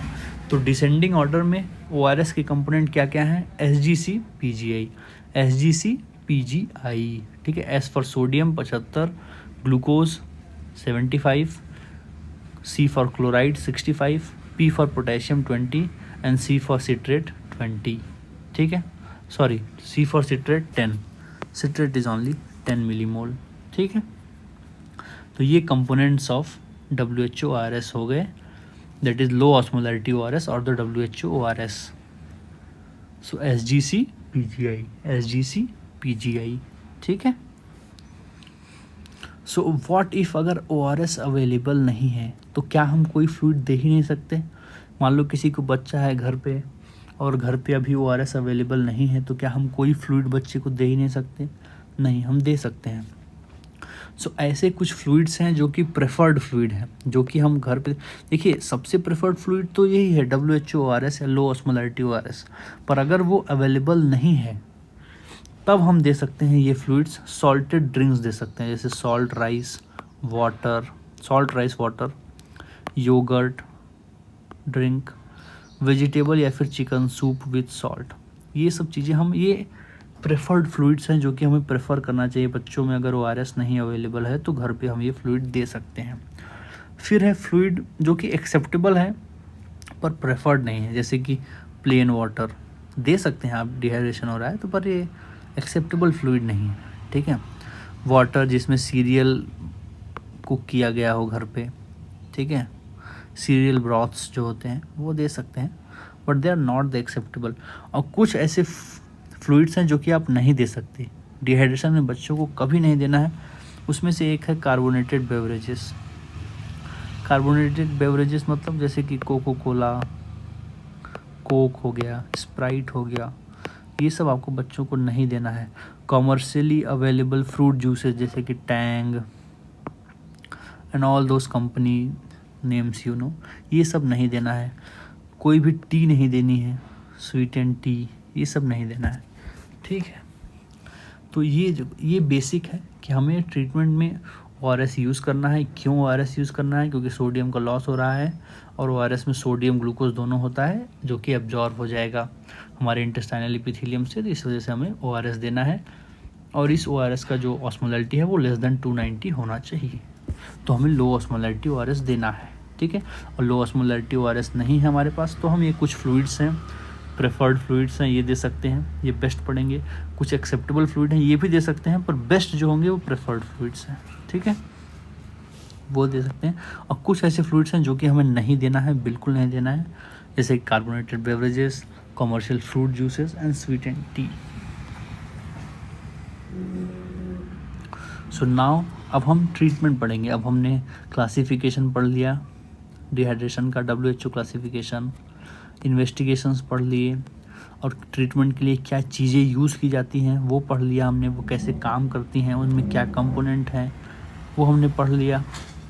अब हम पढ़ेंगे कि जो क्लासिफिकेशन है डिहाइड्रेशन का, उसके हिसाब से हमें क्या क्या ट्रीटमेंट देना है। किसी को मिनिमल डिहाइड्रेशन या नो डिहाइड्रेशन है तो क्या ट्रीटमेंट देना है, सम डिहाइड्रेशन है तो क्या ट्रीटमेंट देना है, सीवियर डिहाइड्रेशन है तो क्या ट्रीटमेंट देना है, ठीक है। तो जैसा कि मैंने आपको ऊपर ही बताया था ओवरव्यू में, आपको मैं ओवरव्यू पे लेके चलता हूँ।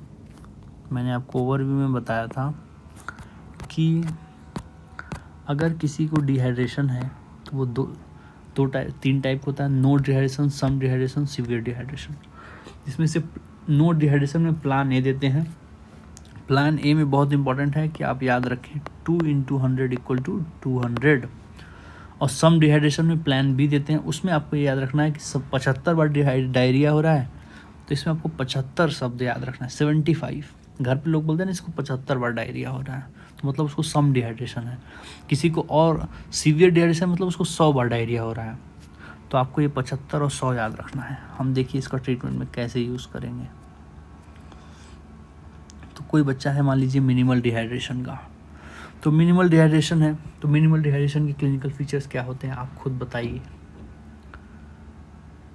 तो इसमें सब कुछ नॉर्मल होता है, सिर्फ ये होता है कि डायरिया होता है बच्चे को, और कोई भी क्लिनिकल फीचर देखने को नहीं मिलता है, सिर्फ डायरिया होता है। पर अभी फ्लूइड लॉस इतना नहीं हुआ है कि कोई भी डिहाइड्रेशन का सिम्टम देखने को मिले, इस वजह से इसका नाम है नो डिहाइड्रेशन। तो इसमें क्या, लेकिन डायरिया तो हो रहा है, फ्लूइड लॉस हो रहा है, अगर हम इसको रोकेंगे नहीं तो आगे चल के ये सम डिहाइड्रेशन सीवियर डिहाइड्रेशन में चेंज हो जाएगा। तो इसके लिए हमें क्या ट्रीटमेंट देना है, तो हमें हमेशा कोई भी ऐसा बच्चा आता है उसको होम ट्रीटमेंट देना है। मतलब उसको आपको आता है तो उसको आपको घर भेज देना है, कुछ ट्रीटमेंट लिख के घर भेज देना है, होम ट्रीटमेंट देना है हमेशा, ठीक है। तो होम ट्रीटमेंट में क्या देना है, तो ORS देना है। ORS देना है, कैसे ORS देना है, तो प्लान ए के तहत। प्लान ए में क्या करते हैं, हम सब जानते हैं कि घर में ORS कैसे दिया जाता है। एक पैकेट ORS 200 ml वाटर में घोला जाता है, फिर उसी से दिया जाता है, ठीक है। अब कैसे कैसे देना है, तो जितनी बार बच्चे को लूज स्टूल होता है, तो अगर उसका एज लेस देन 2 ईयर है तो हमें उसको हर बार लूज स्टूल पे 100 ml देना है। कितना देना है, 100 ml। कितना देना है, 100 ml फ्लूइड देना है हर बार लूज स्टूल पे, ठीक है। और अगर उस बच्चे की उम्र 2 to 10 ईयर है तो 200 ml देना है हर लूज स्टूल पे, ऑन एवरी लूज स्टूल। और अगर बच्चे की उम्र मोर देन 10 ईयर है तो जितना वो पी सकता है उतना देना है, ठीक है। एड लिब मतलब होता है as much as the child wants और नीड्स, ठीक है। तो प्लान ए यही कहता है, प्लान ए सम डिहाइड्रेशन में यूज़ किया जाता है। ये कहता है कि आफ्टर एवरी लूज स्टूल, अगर लेस देन 2 ईयर है, आपको क्या क्या याद रखना है, 2 × 100 = 200, ठीक है। तो लेस देन 2 ईयर है, 2 ईयर है तो 100 ml देना है, 2 to 10 ईयर है तो 200 ml देना है। तो आपको कैसे याद रखेंगे, ये 2 है, लेस देन 2 है तो 100 ml देना है एवरी लूज स्टूल के बाद, और मोर देन 2 है तो 200 ml देना है एवरी लूज स्टूल के बाद। अगर बच्चे की एज मोर देन 2 है तो उसको 200 ml देना है आफ्टर एवरी लूज स्टूल। तो आपको याद रखना है 2 × 100 = 200। सो इस प्लान को बोला जाता है प्लान ए। क्या बोला जाता है, प्लान ए, कि after every loose stool you give 100 ml of ORS if the child's age is less than 2 years. You give 200 ml of ORS if child's age is between 2 to 10 years. And you give as much as the child wants ORS if the child's age is more than 10 years. इसको बोलते हैं plan A. तो आप सोच रहे होंगे कि अच्छा जब बच्चे को प्यास लगे तो जितना फ्लूइड मांगे उतना दे दें, हम क्यों ये 100 ml 200 ml दे रहे हैं। क्योंकि अगर हम ज़्यादा दे देंगे, अगर ज़्यादा हो गया फ्लूइड तो क्या होगा, तो बच्चे के अंदर अगर फ्लूइड ज़्यादा हो गया तो डाइल्यूशनल हाइपोनाइट्रीमिया हो जाएगा। मतलब फ्लूइड इतना ज़्यादा हो जाएगा कि सोडियम का जो कंसंट्रेशन है वो कम हो जाएगा। इसी वजह से हमें ज़्यादा ORS नहीं देना है, जितना बताया गया 2 × 100, मतलब 2 साल का बच्चा है तो उसको 100 ml देना है, और 2 साल से ऊपर है तो उसको 200 ml देना है ऑन एवरी लूज स्टूल, ठीक है। अब मान लीजिए कि आपने बच्चे को होम ट्रीटमेंट के लिए भेज दिया और मदर ने अच्छे से नहीं दिया, या उसके घर वालों ने अच्छे से ORS नहीं दिया, तो वो कैसे आइडेंटिफाई करेगा कि ORS अच्छे से नहीं मिल रहा है, उसको कब वापस आना है डॉक्टर के पास। तो उसके लिए होता है डेंजर साइन। अगर डेंजर साइन अगर बच्चे में है तो ऐसा आपको एक्सप्लेन करना है, आपको एज ए डॉक्टर आपको एक्सप्लेन करना है मदर को कि अगर ये साइन देखने को मिलता है बच्चे में तो बच्चे को वापस दिखाने लेकर आना है, हम इसका ट्रीटमेंट करेंगे, ठीक है। तो वो कौन से साइंस हैं जिनमें बच्चे को वापस लेके आना है जो बच्चा प्लान ए पे है। तो ये साइंस हैं कि डायरिया अगर 3 दिन से ज़्यादा चल रहा है, ठीक है। अगर डायरिया 3 दिन से ज़्यादा चल रहा है तो मतलब डेंजर साइन है, ठीक है। अब आप बच्चे को घर पे नहीं रख सकते, अब इसको एडमिट करके ट्रीट करने की ज़रूरत है। अगर अभी भी ORS देने के बाद भी frequency and volume of stool increase कर रहा है, तब भी आपको बच्चे को वापस लेकर आना है। अगर बच्चे को बार बार वॉमिटिंग हो रहा है, क्या हो रहा है, वॉमिटिंग हो रहा है, बच्चे की प्यास बढ़ती ही जा रही है, यूरिन आउटपुट घटता ही जा रहा है, ठीक है, और बच्चा कुछ खा नहीं रहा है, फीड या ड्रिंक नहीं कर रहा है, बच्चे को बुखार आ रहा है, ब्लड आ रहा है स्टूल में, अगर ये सब सिम्टम हैं तो आपको बच्चे को वापस लेके आना है। ये सब डेंजर साइन है, आपको ये मदर को एक्सप्लेन करना पड़ेगा। इनको डेंजर साइन क्यों माना जाता है? क्योंकि ये दिखाते हैं कि बच्चा अब ये सम डिहाइड्रेशन या नो डिहाइड्रेशन में, अब ये बच्चा नो डिहाइड्रेशन में नहीं है, अब ये बच्चा आगे बढ़ चुका है, इसको हो सकता है सम या सीवियर डिहाइड्रेशन हो गया हो, ठीक है। अगर उसकी थर्स्ट बढ़ रही है या उसका यूरिन आउटपुट अब डिक्रीज़ हो रहा है कॉन्टीन्यूसली, या फिर अभी भी आपने समझ लीजिए आपके पास बच्चा आया, आपने देखा इसको नो डिहाइड्रेशन है, आपने उसको प्लान ए दे के घर पे भेज दिया, बता दिया कि आप जाओ ORS जितनी बार स्टूल हो 100 ml या 200 ml ORS लो अकॉर्डिंग टू एज, आपने बता दिया, लेकिन बच्चा बिगड़ रहा है, और तो अगर बच्चा बिगड़ेगा तो उसको डेंजर साइंस आएंगे। तो उसको ये सब डेंजर साइन आएंगे कि उसका डायरिया मोर देन 3 days होगा, या फिर volume of stool, frequency of stool बढ़ता जाएगा, वॉमिटिंग बहुत ज़्यादा बढ़ जाएगा, थर्स्ट बढ़ जाएगा, यूरिन आउटपुट डिक्रीज कर जाएगा, ये सब सिम्टम होंगे। तो ये सब डेंजर साइन है, ये आपको मदर को एक्सप्लेन करना है, उसके बाद बच्चे को घर भेजना है, ठीक है। ये आपका ट्रीटमेंट हो गया, ट्रीटमेंट ऑफ नो और मिनिमल डिहाइड्रेशन। तो मिनिमल डिहाइड्रेशन में क्या देना है आपको, प्लान ए देना है, लेस देन 2 साल का बच्चा है तो 100 ml फ्लूइड देना है आफ्टर एवरी लूज स्टूल, और मोर देन अगर 2 to 10 ईयर है तो 200 ml देना है आफ्टर एवरी लूज स्टूल। ज़्यादा नहीं देना है, क्योंकि अगर हम ज़्यादा देंगे तो डाइल्यूशनल हाइपोनेट्रीमिया होने का चांस है, ठीक है। और माँ को आप, और ये हमेशा प्लान मिनिमल डिहाइड्रेशन का ट्रीटमेंट घर पे देना है, after every loose stool ORS देना है, और माँ को डेंजर साइन एक्सप्लेन करने हैं, बताना है कि अगर इसमें से कुछ भी होता है, एक भी चीज़ होती है तो आपको वापस आना है, डॉक्टर को दिखाना है, ठीक है। सो अब हम पढ़ने वाले हैं कि सम डिहाइड्रेशन का ट्रीटमेंट क्या होता है। सो आप देख रहे होंगे कि I am teaching in very simple words, I am not trying to use any fancy word, I am not trying to use like say that you must have learned this. No, I will never tell you कि आपने ये पहले पढ़ा होगा, मैं आपको तुरंत वहीं बताऊंगा, एवरी वर्ड का मीनिंग बताऊंगा।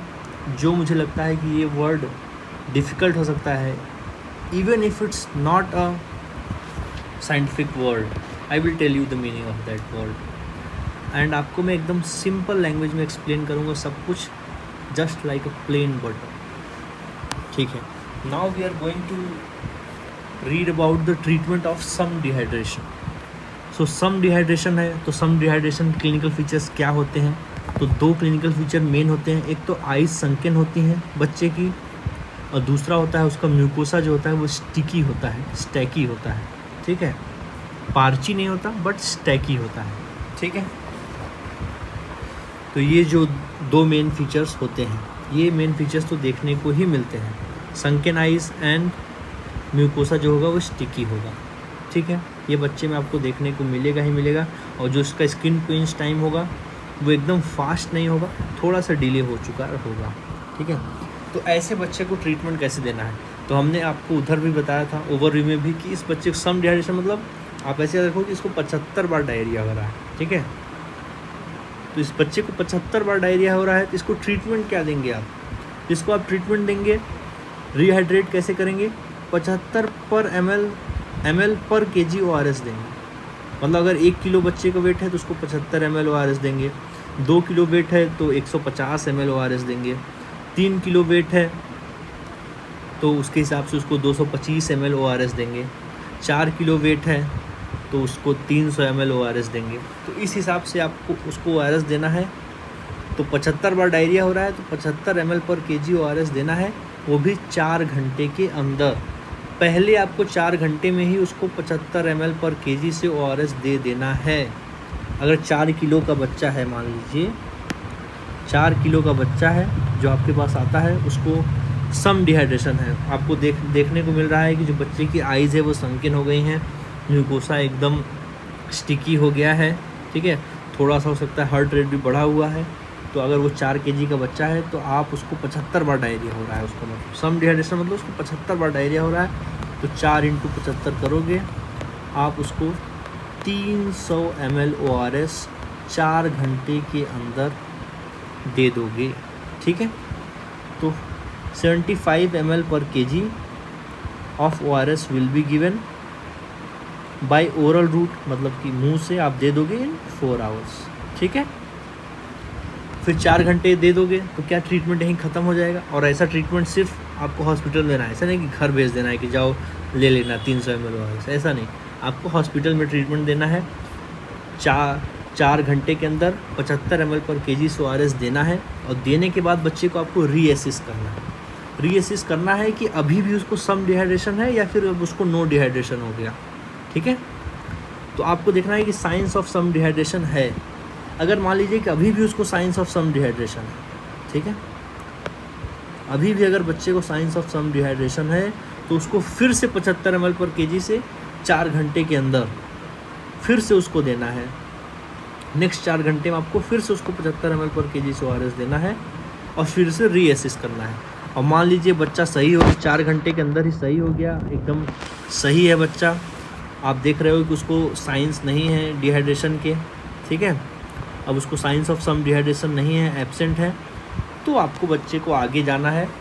तो फिर साइंस ऑफ सम डिहाइड्रेशन नहीं है, 4 घंटे के बाद आपने उसको 75 ml पर kg से दिया ORS, बच्चा 4 घंटे के अंदर सही हो गया, उसको सम डिहाइड्रेशन के साइंस नहीं है पर अभी भी उसको डायरिया हो रहा है, तो आपको उसको वही प्लान ए के तहत फिर उसको आपको पर लूज स्टूल वही आपको उसको, अगर लेस देन 2 ईयर है तो 100 ml, मोर देन 2 ईयर है तो 200 ml ORS देते रहना है, ठीक है, क्लियर। आपको ये हमेशा याद रखना है कि आपको सबसे पहले 4 घंटे में 75 ml पर kg से ORS देना है, फिर एवरी लूज स्टूल पे अकॉर्डिंग टू प्लान ए आपको ORS देना है, ठीक है। ये 2 स्टेप हो गया। तब आप सोचेंगे क्या बस इतना ही ट्रीटमेंट देना है कि हाँ भाई इसको 75 ml पर kg से दे दिया 4 घंटे के अंदर, फिर जब भी लूज स्टूल हो रहा है तो उसको हमें देते रहना है ये ORS। नहीं, हम जानते हैं कि बच्चे को सम डिहाइड्रेशन है, ठीक है। अगर बच्चे को सम डिहाइड्रेशन है तो इसका मतलब है कि बच्चे के अंदर से काफ़ी फ्लूइड लॉस हो चुका है। बच्चे को अगर सम डिहाइड्रेशन है तो काफ़ी फ्लूइड का लॉस ऑलरेडी हो चुका है, ठीक है, काफ़ी फ्लूइड का लॉस हो चुका है, ठीक है।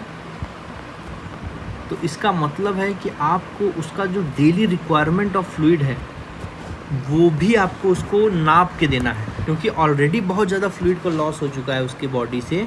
तो अब आप उसको जो एक दिन में उसकी रिक्वायरमेंट होती है, एक बच्चे की रिक्वायरमेंट जो होती है वो भी उसको नाप के देना है, ठीक है। तो ये सब देने के बाद, मतलब ये 75 ml पर kg से देने के बाद, ये प्लान ए से हर लूज स्टूल के बाद ORS देने के बाद उस बच्चे का जो भी डेली रिक्वायरमेंट होता है, जैसे हम सबका डेली रिक्वायरमेंट होता है, जैसे मैं हूँ, आप हो, सबको 2 से 3 लीटर रोज़ पानी चाहिए होता है, ठीक है। लेकिन बच्चों का वज़न बढ़ता हुआ होता है तो हमें नहीं मालूम होता कि उनको कितना पानी चाहिए, तो कितना उसको रोज़ पानी चाहिए वो हमें कैलकुलेट करके देना है। तो हम कैसे कैलकुलेट करेंगे कि इस बच्चे को कितना पानी चाहिए, कि 1 डे में एक बच्चे को कितना पानी चाहिए, कितना पानी चाहिए, ये हम कैलकुलेट करते हैं by the formula of Holliday Segar formula. कौन सा फार्मूला? हॉलिडे-सेगार फार्मूला, ठीक है।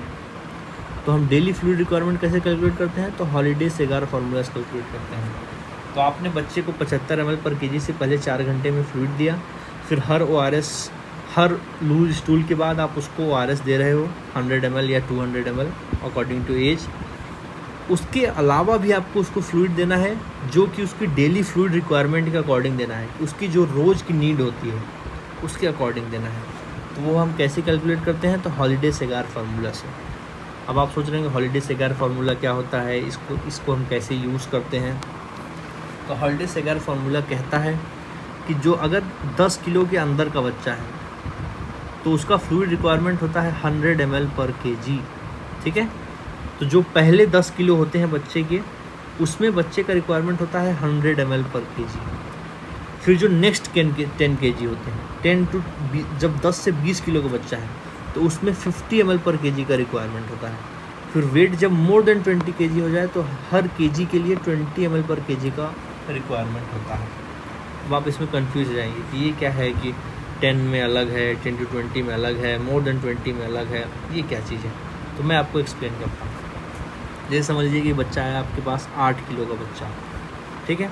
उसको सम डिहाइड्रेशन था, आपने बच्चे को पहले तो 75 ml के, क्योंकि सम डिहाइड्रेशन मतलब 75 बार डिहाइड्रेशन होता है, तो उसको आपको 75 ml kg से ORS दिया 4 घंटे के अंदर। फिर आप उसको उसके बाद प्लान ये दे रहे हो, आप उसको हर लूज स्टूल के बाद आप उसको ORS दे रहे हो, और अब आपको उसका डेली रिक्वायरमेंट निकालना है। तो अगर 8 किलो का बच्चा है तो मतलब वो 10 kg से कम है, अभी वो 10 किलो से कम है, तो हर kg का जो रिक्वायरमेंट होगा, every kg will require 100 ml fluid. तो मतलब 8 × 100, तो बच्चे को 800 ml फ्लूइड की रिक्वायरमेंट रोज़ होगी, ठीक है। ये आपको उसको देना है, क्योंकि उसका ऑलरेडी बहुत ज़्यादा फ्लूइड लॉस हो चुका है। तो अब आप उस पर रिलाई नहीं कर सकते कि उसका जो फ्लूइड है वो पानी से या कहीं से ले लेगा। आपको उसको खुद से नाप के पानी देना है 800 ml। और मान लीजिए 15 किलो का बच्चा आया, तो कैसे कितना देंगे। तो आप जो बहुत सारे बच्चे गलतियाँ करते हैं, वो सोचते हैं अच्छा ये 10 से 20 किलो में है तो इसको 15 × 50 कर देना है। 15 × 50 कर दिया, आ गया 750 ml। रॉन्ग, एब्सोल्युटली रॉन्ग, ठीक है। This is absolutely wrong. इसको ऐसे नहीं कैलकुलेट करना है। अगर किसी का वेट 10 किलो से 20 किलो के बीच में है तो आपको उसको 2 पार्ट में डिवाइड करना है।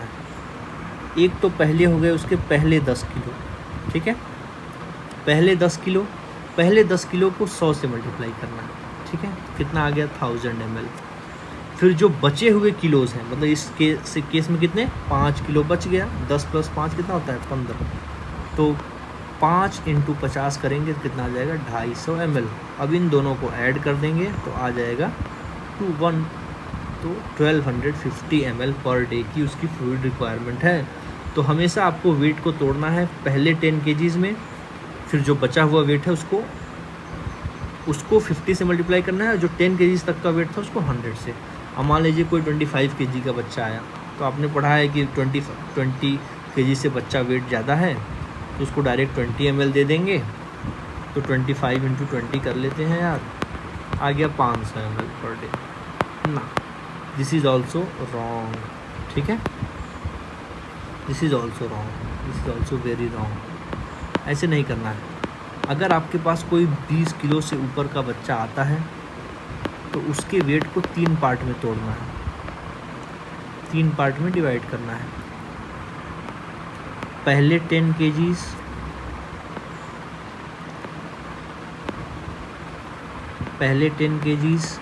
फिर नेक्स्ट 10 kgs, फिर नेक्स्ट 5 kgs, और इन सब को अलग अलग मल्टीप्लाई करना है। इसको 100 से मल्टीप्लाई करना है, इसको 50 से मल्टीप्लाई करना है, इसको 20 से मल्टीप्लाई करना है, ठीक है। ये कितना आ जाएगा 1000, ये कितना आ जाएगा 500, ये कितना आ जाएगा 100। फिर ये सब को ऐड करना है 1600 ml पर डे की उसकी फ्लूइड रिक्वायरमेंट है। तो कोई भी बच्चा आपके पास अगर आता है सम डिहाइड्रेशन लेके, तो उसको ट्रीटमेंट क्या देना है, रीहाइड्रेशन देना है। कितने से 75 ml पर kg से रीहाइड्रेशन देना है। ऑन गोइंग लॉसेस का रिप्लेसमेंट करना है प्लान ए के अकॉर्डिंग। कैसे, लेस देन 2 ईयर है तो 100 ml पर लूज स्टूल, 2 to 10 ईयर है तो 200 ml पर लूज स्टूल। उसके साथ साथ उसकी जो डेली फ्लूइड रिक्वायरमेंट है उसको भी रिप्लेस करना है अकॉर्डिंग टू हॉलीडे सेगार फार्मूला, ठीक है। तो प्लान बी में क्या क्या आता है, रिहाइड्रेशन बाय 75 ml पर kg, ये पहले 4 आवर में करते हैं।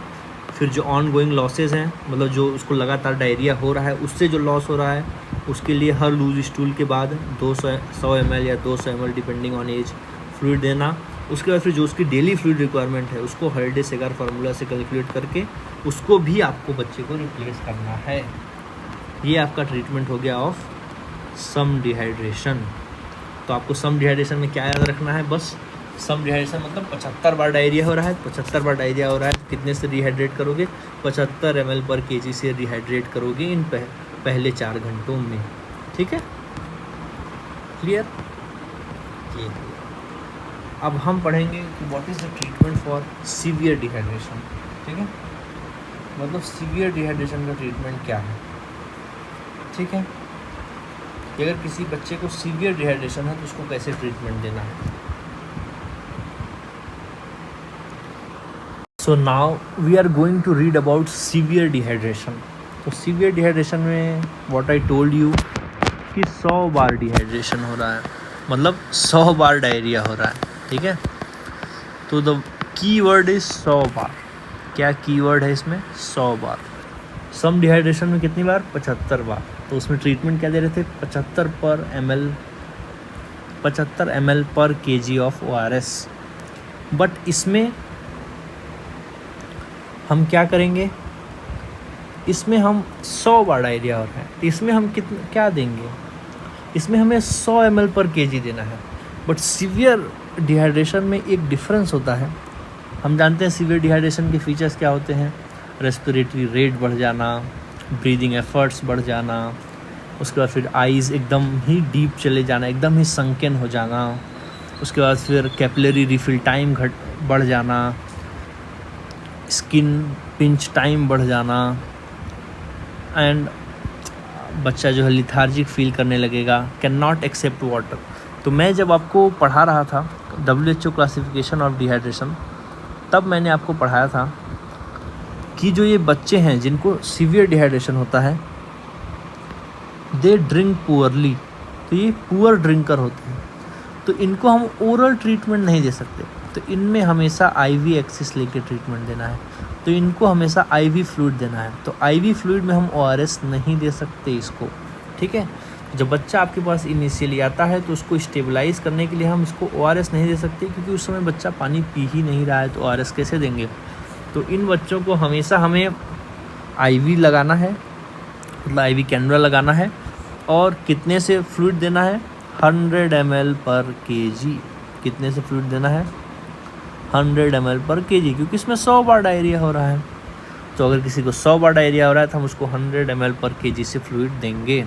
और कौन सा फ्लूइड देंगे, तो रिंगर लैक्टेट प्लस 5% डेक्सट्रोज। क्या देंगे, कभी भी अकेले 5% डेक्सट्रोज नहीं देना है, हमेशा रिंगर लैक्टेट प्लस 5% डेक्सट्रोज ही देना है।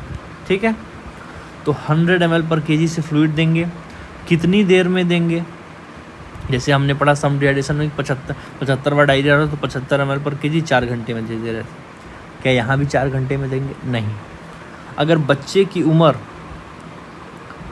1 साल से कम है, कितनी, अगर बच्चे की उम्र 1 साल से कम है तो हमेशा, तो इस फ्लूइड जो 100 ml है इसको 2 पार्ट में पहले तो तोड़ेंगे, 30 ml पर kg और 70 ml पर kg। अब इसका मतलब क्या है, समझ लीजिए कि आपके पास एक 8 किलो का बच्चा आया है, उसको 100 ml पर kg से फ्लूइड देना है, तो 100 × 8 800 ml देना है। ठीक है, तो पहले अगर 1 साल से कम का बच्चा है, ठीक है, तो उसको पहले 1 घंटे में 30 ml पर kg देंगे, नेक्स्ट 5 घंटे में 70 ml पर kg देंगे। जैसे ये बच्चा है आपका 800 ml का बच्चा है, समझ लीजिए इसकी उम्र है 9 मंथ। ठीक है, इस बच्चे की उम्र है 9 मंथ, इसका 8 kg वेट है, इसको हमने 100 ml पर kg से ट्रीटमेंट देना है फ्लूइड, तो 100 × 8 करेंगे तो 800 ml Ringer lactate plus 5% dextrose इसको देना है।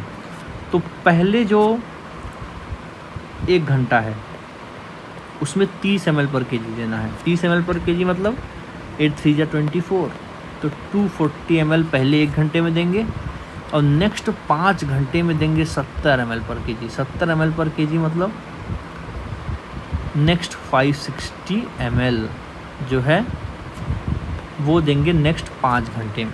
ठीक है, समझ में आया? तो अगर कोई 1 साल से छोटा बच्चा है तो उसको पहले 30 ml पर केजी देंगे 1 घंटे में और नेक्स्ट 70 ml पर केजी जो है वो 5 घंटे में देंगे। ठीक है, अब मान लीजिए यही बच्चा जो है आपका, इसकी उम्र है 2 साल की और इसका वजन है, समझिए 2 साल का बच्चा है, 2 इयर्स का बच्चा है, इसका वजन है 15 kg और ये सीवियर डिहाइड्रेशन लेके आया, तो हमें 100 ml पर केजी से फ्लूइड देना है। तो कितना फ्लूइड देना है? तो देखिए ये 1 साल से बड़ा है बच्चा, ठीक है,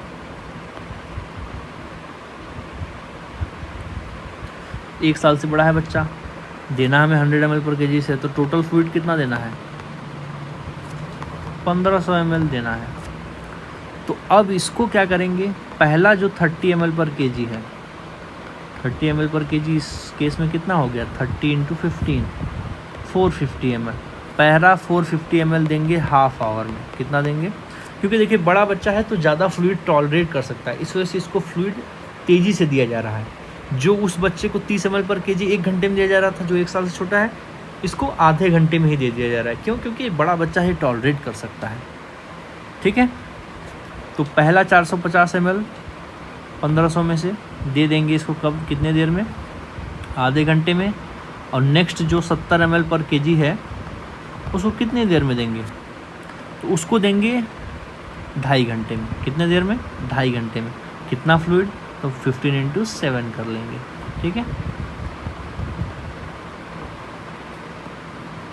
1050 ml इन नेक्स्ट 2.5 आवर।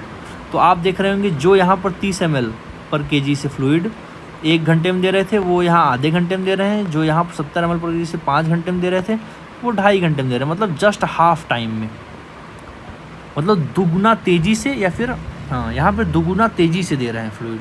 ठीक है, क्योंकि ये बड़ा बच्चा है, ये ज़्यादा फ्लूइड को सह लेगा।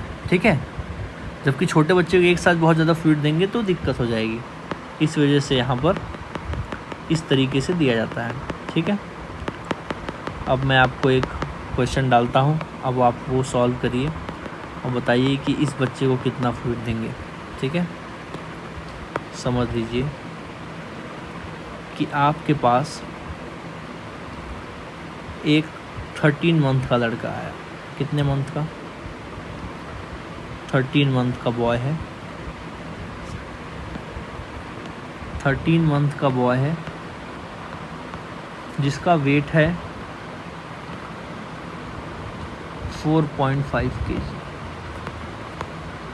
इसको कितना फ्लूइड देना है, कैसे कैसे देना है, ये बताइए, ये हम लास्ट में डिस्कस करेंगे। ठीक है, तो हमने जान लिया कि पहले जो भी बच्चा आएगा अगर 1 साल से कम है तो हर बच्चे को 100 ml पर केजी से फ्लूइड देना है।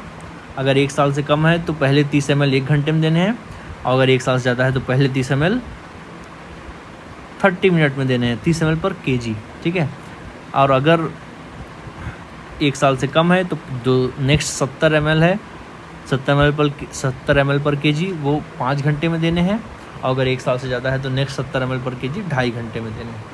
तो ये फ्लूइड देने के बाद 100 ml पर केजी से फिर बच्चे को आपको रीअसेस करना है। क्या करना है? रीअसेस करना है। रीअसेस करके क्या देखना है कि इससे कितना इम्प्रूवमेंट होगा। मान लीजिए आपने बच्चे को फ्लूइड दिया और इतना इम्प्रूवमेंट हो गया कि अब बच्चे को सिर्फ सम डिहाइड्रेशन है। क्या है? सम डिहाइड्रेशन। तो ठीक है, अगर बच्चे को सम डिहाइड्रेशन है तो इसका ट्रीटमेंट जैसे सम डिहाइड्रेशन का ट्रीटमेंट होता है वही, मतलब 75 बार डायरिया वाला, कि उसको रिहाइड्रेशन दो, उसके बाद फिर प्लान ए दो, और अपना वो, तो मतलब प्लान बी के अकॉर्डिंग ट्रीटमेंट दो इसको। कैसे ट्रीटमेंट दो? प्लान बी के अकॉर्डिंग। ठीक है, और मान लीजिए आपने रीअसेस किया, अभी भी सीवियर डिहाइड्रेशन है तो आपको रिपीट करना है। ठीक है, फिर से यही सेम डोज देना है, ठीक है, वही Ringer lactate plus 5% dextrose at 100 ml पर kg। और मान लीजिए आपने रीअसिस्ट किया और नो डिहाइड्रेशन है तो फिर कुछ नहीं, सिर्फ तो आपको सिर्फ प्लान ए के अकॉर्डिंग ट्रीटमेंट देना है। प्लान ए में क्या होता है ट्रीटमेंट, भूल गए क्या आप, नहीं भूलना है, 2 × 100 = 200, मतलब हर लूज स्टूल के बाद देना है। अगर बच्चे की उम्र 2 साल से कम है तो 100 ml देना है, 2 साल से ज़्यादा है तो 200 ml देना है एवरी लूज स्टूल के बाद ORS, ठीक है। अब वही यही सेम चीज़ आपको, जो आप अभी तक आपने सारा ये ट्रीटमेंट पढ़ा, यही सेम, यही IMNCI गाइडलाइन में भी यही सेम ट्रीटमेंट दिया हुआ है, ठीक है। यही दिया हुआ है कि अगर आपके पास बच्चा आता है डायरिया का तो आपको उसको देखना है, जनरल कंडीशन देखनी है, लिथार्जिक है, रेस्टलेस है, आई संकेन है कि नहीं, फ्लूइड ले रहा है कि नहीं, ठीक है, स्किन अब वापस जा रही है कि नहीं, ठीक है, ये सब देखना है। फिर उसको क्लासीफाई करना है कि वो सीवियर डिहाइड्रेशन है, सम डिहाइड्रेशन है, नो डिहाइड्रेशन है, उस हिसाब से फिर उसी हिसाब से ट्रीटमेंट देना है, जैसे आपने पढ़ा plan A, plan B, plan C के हिसाब से, ठीक है, क्लियर। तो ये जो आपने पूरा ट्रीटमेंट पढ़ा, ये सीवियर डिहाइड्रेशन का ये प्लान सी है। ये सब क्या है, प्लान सी। क्या है प्लान सी, कि वही 100 ml पर kg से देना है, फिर रीअसिस करना है, फिर जैसा आता है, सम है, सीवियर है, नो है, रीअसिस करने के बाद जैसा आता है उस हिसाब से ट्रीटमेंट देना है। तो ये पूरे को बोलते हैं प्लान सी। क्या बोलते हैं इसको, इसका ट्रीटमेंट क्या है, प्लान सी। IMNCI गाइडलाइन भी एकदम सेम टू सेम है, जो आपको अभी तक पढ़ाया वही IMNCI गाइडलाइन में भी आप लिख सकते हो, ठीक है। बस IMNCI गाइडलाइन में आपको याद रखना है, ये वर्ड ज़रूर लिखना है, लुक एंड फील, कि बच्चा जब भी आपके पास आता है उसको लुक करना है, देखना है, फील करना है। क्या देखना है कि जनरल कंडीशन क्या है, लिथार्जिक है, कॉन्शियस है, फ्लूइड ले रहा है कि नहीं, आई संकेन है क्या, ये सब देखना है। उसके बाद फिर वही उसको क्लासीफाई करना है, severe dehydration, some dehydration, no dehydration में, और ट्रीटमेंट देना है। IMNCI गाइडलाइन में ये भी दिया हुआ है कि परसिस्टेंट डायरिया, डिसेंट्री का क्या ट्रीटमेंट होगा। ये आपको मोस्टली नहीं लिखना होगा, आपको मेन ये डिहाइड्रेशन का ट्रीटमेंट लिखना होगा, ऊपर वाला IMNCI गाइडलाइन में, ठीक है। अब हमने पहला क्लिनिकल फीचर पढ़ लिया डायरिया का, वो क्या था, पहला क्लिनिकल फीचर क्या था डायरिया का, डिहाइड्रेशन। अब हमने पढ़ लिया कि डिहाइड्रेशन क्लिनिकल फीचर क्या होते हैं, डिहाइड्रेशन क्लासिफिकेशन क्या होता है, उसका ट्रीटमेंट क्या होता है, सब कुछ हमने पढ़ लिया। अब हम पढ़ेंगे कि और क्या क्लिनिकल फीचर होते हैं डायरिया का। तो नेक्स्ट जो सबसे कॉमन क्लिनिकल फीचर है वो वॉमिटिंग है। क्या है, वॉमिटिंग। तो डायरिया में डायरिया में वॉमिटिंग भी काफ़ी कॉमन है, ठीक है। तो अगर वॉमिटिंग होता है तो वॉमिटिंग में क्या हो, तो क्या अगर वो सीवियर वॉमिटिंग है तभी उसका ट्रीटमेंट देना है, नहीं तो ट्रीटमेंट नहीं देना है। अगर सीवियर या फिर रिकरेंट वॉमिटिंग है तभी ट्रीटमेंट देना है। और क्या देना है, ऑन्डेंसोट्रॉन देना है 0.15 mg पर kg से। कितने से, 0.15 mg पर kg से, ठीक है, क्लियर। मोस्टली अब आप सोच रहे होंगे कि डायरिया का कि ये क्यों बता रहे हैं क्लिनिकल फीचर की वॉमिटिंग भी एक क्लिनिकल फीचर है, क्योंकि जो डायरिया वर्ड है लूज वर्ड है, ये मोस्टली गैस्ट्रोएंटराइटिस के अंदर आता है, तो उसमें वॉमिटिंग भी होती है, ठीक है। अब आपने डायरिया का ट्रीटमेंट पढ़ लिया, नहीं आपने अभी डायरिया का ट्रीटमेंट नहीं पढ़ा है, अभी आपने डिहाइड्रेशन का ट्रीटमेंट पढ़ा है पीछे में, ठीक है। अब हम आपको पढ़ाएंगे डायरिया का ट्रीटमेंट, ठीक है। तो डायरिया में क्या क्या होता है, डिहाइड्रेशन भी होता है, वॉमिटिंग भी होती है, सब कुछ होता है। तो डिहाइड्रेशन का ट्रीटमेंट कैसे करते हैं, वही क्लासीफाई करेंगे, फिर प्लान A, B, C के अकॉर्डिंग ट्रीटमेंट देंगे। अगर उसको वॉमिटिंग हो रहा है तो वही ट्रीटमेंट, अगर रिकरेंट या परसिस्टेंट वॉमिटिंग है तभी उसको ऑन्डेंसेट्रॉन से ट्रीटमेंट देंगे, ठीक है। यहाँ तक तो हमने पढ़ लिया है। अब और डायरिया में क्या करना होता है, कोई भी डायरिया हो आपको बच्चे को जिंक ज़रूर देना है। क्यों देना है जिंक, वो आप सोच रहे होंगे इसमें जिंक का क्या काम, डायरिया में तो पानी लॉस, सोडियम लॉस, ये सब हो रहा था, यहाँ पर जिंक का क्या काम है, ठीक है। तो आप शायद भूल रहे हैं कि जिंक का बहुत इम्पोर्टेंट काम है यहाँ, ठीक है। जिंक का ये काम है कि जो जब भी किसी को डायरिया होता है, ठीक है, कभी भी अगर किसी को डायरिया होता है तो जिंक का लॉस होता है, ठीक है। Zinc is lost from epithelium of intestine during diarrhoea. ठीक है, तो जब भी आपको डायरिया होगा, एक बार भी डायरिया होता है तो जिंक का लॉस होता है एपिथेलियम से। ठीक है, और जिंक जो है बहुत इंपॉर्टेंट कंपोनेंट है इंटेस्टाइन में। क्यों? क्योंकि ये इंटेस्टाइन को रिपेयर कराता है, उसका रीजनरेशन कराता है एपिथेलियम का। ठीक है, और इंटेस्टाइनल रिपेयर में हेल्प करता है। ये एब्जॉर्प्शन ऑफ वाटर और इलेक्ट्रोलाइट को इम्प्रूव करता है। ठीक है, कैसे इम्प्रूव करता है? तो ये जो होता है ये ब्रॉस बॉर्डर एंजाइम्स, मतलब जो आपके इंटेस्टाइनल विलाई के में जो एंजाइम्स होते हैं, ठीक है, यहाँ पर इंटेस्टाइनल विलाई में जो एंजाइम्स होते हैं उनको ये इम्प्रूव करता है, उनके फंक्शन को ये हेल्प करता है। ठीक है, इंटेस्टाइन में। इस वजह से जिंक बहुत इंपॉर्टेंट है। तो जिंक क्या क्या करता है हमारे इंटेस्टाइन में? इंटेस्टाइन को रिपेयर करता है, ब्रश बॉर्डर एंजाइम्स और ट्रांसपोर्टर्स को रिस्टोर करके वाटर के एब्जॉर्प्शन में हेल्प करता है। ठीक है, क्लोराइड सिक्रीशन को रोकता है, हमारे इंटेस्टाइन से क्लोराइड सिक्रीशन को रोकता है। जब क्लोराइड सिक्रीशन कम होता है तो इससे फ्लूइड लॉस भी कम होता है। ठीक है, और क्या करता है? ये हमारी इम्यूनिटी भी बढ़ाता है। जिंक का काम है इम्यूनिटी बढ़ाना भी। ठीक है, तो इसी वजह से जब भी हम जिंक देंगे डायरिया के बाद तो ये इंटेस्टाइन को रिपेयर करेगा, वाटर इलेक्ट्रोलाइट एब्जॉर्प्शन को इम्प्रूव करेगा, क्लोराइड सिक्रीशन को इनहिबिट करेगा, इम्यूनिटी बढ़ाएगा। और ये सब होने की वजह से क्या होगा? जो सीवियरिटी है डायरिया की वो डिक्रीज़ होगी, रिकरेंस डिक्रीज़ होगा। रिकरेंस मतलब दोबारा से आपको डायरिया नहीं होगा। तो अगर आप सिर्फ ट्रीटमेंट देके छोड़ देंगे तो दोबारा से भी डायरिया होगा, लेकिन अगर आप साथ में जिंक भी देते हैं तो ये रिकरेंस ऑफ डायरिया मतलब दोबारा डायरिया होने को रोकेगा। कैसे रोकेगा? इन 4 मैकेनिज़्म से। इंटेस्टाइन को रिपेयर करके, उसके एब्जॉर्प्शन फंक्शन को इम्प्रूव करके, क्लोराइड सिक्रीशन को इनहिबिट करके, इम्यूनिटी बढ़ा के। ठीक है, कितना जिंक देना है? तो बहुत इजी है। छोटा बच्चा है, लेस देन 6 मंथ है तो उसको 10 mg देना है, मोर देन 6 मंथ है तो 20 mg देना है। WHO गाइडलाइन यही बोलती हैं। जबकि जो आपका नेल्सन बुक है, नेल्सन बुक में ये भी दिया हुआ है कि आप 6 मंथ के ऊपर भी बच्चे को 10 mg या 5 mg भी देते हो तो it's not bad. 10 mg per day या 5 mg per day is also enough quantity of zinc. ठीक है, तो आपको याद रखना है जिंक क्यों देना है? क्योंकि रिकरेंस ऑफ डायरिया को रोकेगा, दोबारा डायरिया नहीं होने देगा। ठीक है, इंटेस्टाइनल को रिपेयर करके, वाटर इलेक्ट्रोलाइट एब्जॉर्प्शन को बढ़ा के, इम्यूनिटी को बढ़ा के ये दोबारा डायरिया नहीं होने देगा। ठीक है, कितना देना है? लेस देन 6 मंथ में 10 mg, मोर देन 6 मंथ्स में 20 mg फॉर 14 डेज। ठीक है, 14 दिन तक। ठीक है, और क्या फिर क्या हमें डायरिया में एंटीबायोटिक देना है? तो देखिए, you always have to remember कि एक क्वैक में, मतलब जो झोला छाप डॉक्टर है, and you as a MBBS under grade, MBBS grade और यू आर डूइंग PG, आप में और एक झोला छाप डॉक्टर में यही फ़र्क है कि you know which medicine to not give. He only knows what medicine to give according to symptoms, but you know that this medicine is not to be given. तो एंटीबायोटिक्स आपको डायरिया में रूटीनली यूज़ नहीं करनी है।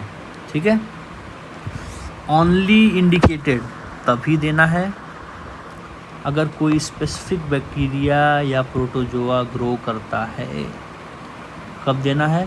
अगर कोई culture पे स्पेसिफिक बैक्टीरिया या प्रोटोजोआ ग्रो करता है तभी देना है एंटीबायोटिक, नहीं तो एंटीबायोटिक नहीं देना है।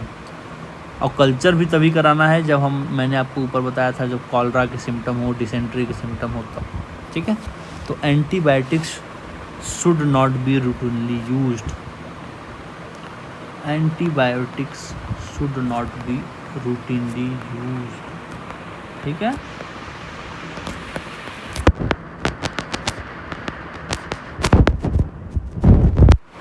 क्लियर? अब एक बहुत फेमस इन्फेक्शन आता है जिसमें एंटीबायोटिक यूज़ किया जाता है। समझ लीजिए कि आपने कल्चर कराया डायरिया में और आपको पता चला कि सी डिफिसिल इन्फेक्शन है। ठीक है, स्यूडोमेम्ब्रेनस कोलाइटिस। सी डिफिसिल इन्फेक्शन को क्या बोलते हैं? स्यूडोमेम्ब्रेनस कोलाइटिस। अब मान लो आपको पता चला कि ये जो पेशेंट है, ये बच्चा है, इसको स्यूडोमेम्ब्रेनस कोलाइटिस है। अगर पेशेंट 18 ईयर से ज़्यादा है तो उसमें ट्रीटमेंट ऑफ चॉइस फिडोक्सामाइसिन। क्या है? फिडोक्सामाइसिन। और बच्चा अगर बच्चा 18 साल से कम है तो क्या तब भी ट्रीटमेंट ऑफ चॉइस फिडोक्सामाइसिन है? नहीं। तो इसके लिए एक बहुत फेमस ट्रायल कराया गया, सनशाइन ट्रायल, ये देखने के लिए कि 18 साल से कम बच्चों में सी डिफिसिल इन्फेक्शन के लिए बेस्ट ट्रीटमेंट क्या है, फिडोक्सामाइसिन या वैंकोमाइसिन। तो पाया गया कि फिडोक्सामाइसिन वैंकोमाइसिन बराबर की ड्रग है। ठीक है, ये पाया गया कि फिडोक्सामाइसिन वैंकोमाइसिन बराबर की ड्रग हैं और फिडोक्सामाइसिन सस्ता है, चीपर। तो हम इसको यूज़ करें। तो सबने सोचा कि अच्छा तो ठीक है, बड़ों में फिडोक्सामाइसिन यूज़ करते हैं, बच्चों में वैंकोमाइसिन। लेकिन फिर एक और ट्रायल हुआ, मल्टी सेंटर ट्रायल, उसमें पाया गया कि वैंकोमाइसिन का एफिकेसी और मेट्रोनिडाजोल का एफिकेसी भी सेम है। ठीक है, तो अगर fidaxo equal to vanco equal to metro है और सबसे कम प्राइस किसका है, मेट्रोनिडाजोल का है, लीस्ट प्राइस, तो लेस देन 18 ईयर्स में सबसे कॉमनली यूज़ होने वाला ड्रग क्या है क्लोस्ट्रीडियम डिफिसिल इन्फेक्शन में, मेट्रोनिडाजोल। क्या है, मेट्रोनिडाजोल, क्योंकि इसका कॉस्ट लोएस्ट है, एफिकेसी सेम है। जबकि बड़ों में जो ड्रग ऑफ चॉइस है वो है फिडोक्सामाइसिन। और आजकल एक ड्रग है बेजलोडॉक्सुमैब, इसके लिए भी ट्रायल्स चल रहे हैं चिल्ड्रन में, बट अभी कोई ऐसा खास वो नहीं है कि इसको यूज़ करना है सी डिफिसिल इन्फेक्शन में। ठीक है, तो आपको याद रखना है कि लेस देन 18 साल का बच्चा है तो उसमें मेट्रोनिडाजोल बेस्ट चॉइस है, मोर देन 18 साल का बच्चा है तो fidaxomicin is the drug of choice. ठीक है, तो क्या हम वैंकोफिडोक्सा नहीं यूज़ कर सकते हैं लेस देन 18 ईयर्स में भी, बट बेस्ट इज़ मेट्रोनिडाजोल। ठीक है, फिर आता है if you follow like Twitter and all those social media stuff, you must be knowing about a very famous doctor on Twitter called the liver doc. Abhi not more than 1 month ago he was heavily protesting against use of probiotics. If you go to a like very less qualified doctor, in every case of dehydration he will write a probiotic. Every case they will write a probiotic. But is probiotic required? It's very debatable topic, but the two probiotics that are recommended in children according to various sources are lactobacillus. What are probiotics? First I will explain what are probiotics. मतलब probiotics क्या होते हैं, ये ऐसे bacteria हैं जो हमारे intestine में ही ग्रो कर रहे हैं। ठीक है, ये ऐसे बैक्टीरिया है जो कि हमारे इंटेस्टाइन में ही ग्रो कर रहे हैं।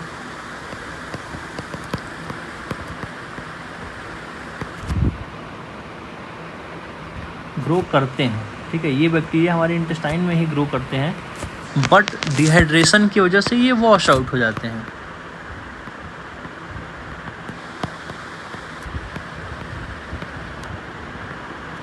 ये वॉश आउट हो जाते हैं। ठीक है,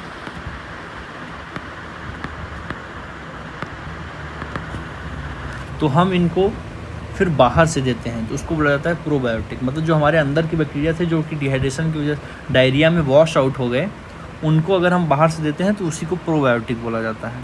ठीक है, प्रोबायोटिक मतलब लाइफ को जो सपोर्ट करे, लाइफ मतलब जो हमारे अंदर बैक्टीरिया थे उनको सपोर्ट करने वाले ठीक है सब्सटेंस हैं ये।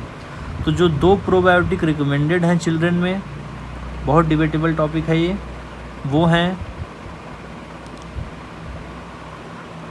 Lactobacillus रेमोनोसस and S बोलैरिडी। ठीक है, तो 2 ही प्रोबायोटिक रिकमेंडेड हैं, लैक्टोबैसिलस रेमोनोसस एंड एस बोलैरिडी, और इन दोनों का भी एविडेंस बहुत कम है। तो ये जो लाइन मैंने लिखी है ये डायरेक्टली नेल्सन से उठाई गई लाइन है। इसमें ये पाया गया है कि एक प्लेसिबो कंट्रोल ट्रायल कराया गया। प्लेसिबो क्या होता है कि कुछ नहीं देना, पानी देना या फिर ऐसे कुछ NS दे देना।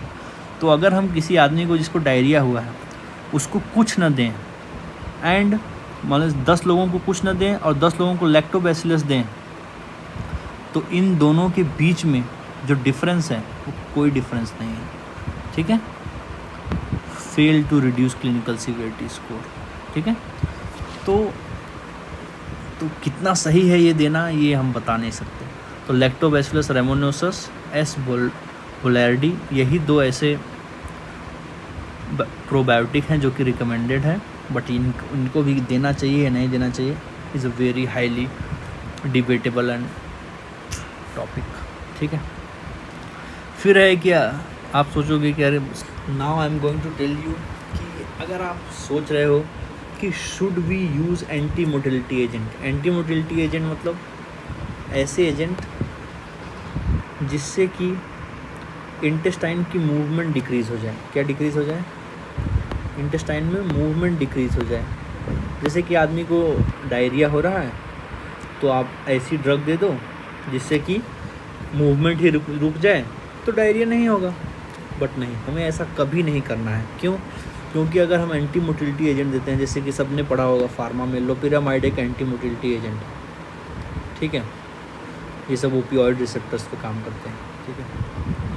तो अगर हम लोपिरामाइड दे देते हैं बच्चे को तो क्या होगा, जैसे समझ लीजिए ये जो छोटे छोटे मैंने बनाए ये सारे बैक्टीरिया हैं। क्या है ये सब? बैक्टीरिया हैं। समझ लो कि आपको बैक्टीरिया इन्फेक्शन हो रखा था, आपको डायरिया हो रहा था, तो ये सारे जो बैक्टीरिया थे आपका इंटेस्टाइन डायरिया हो के ये सारे बैक्टीरिया बाहर की तरफ जा रहे थे, ठीक है।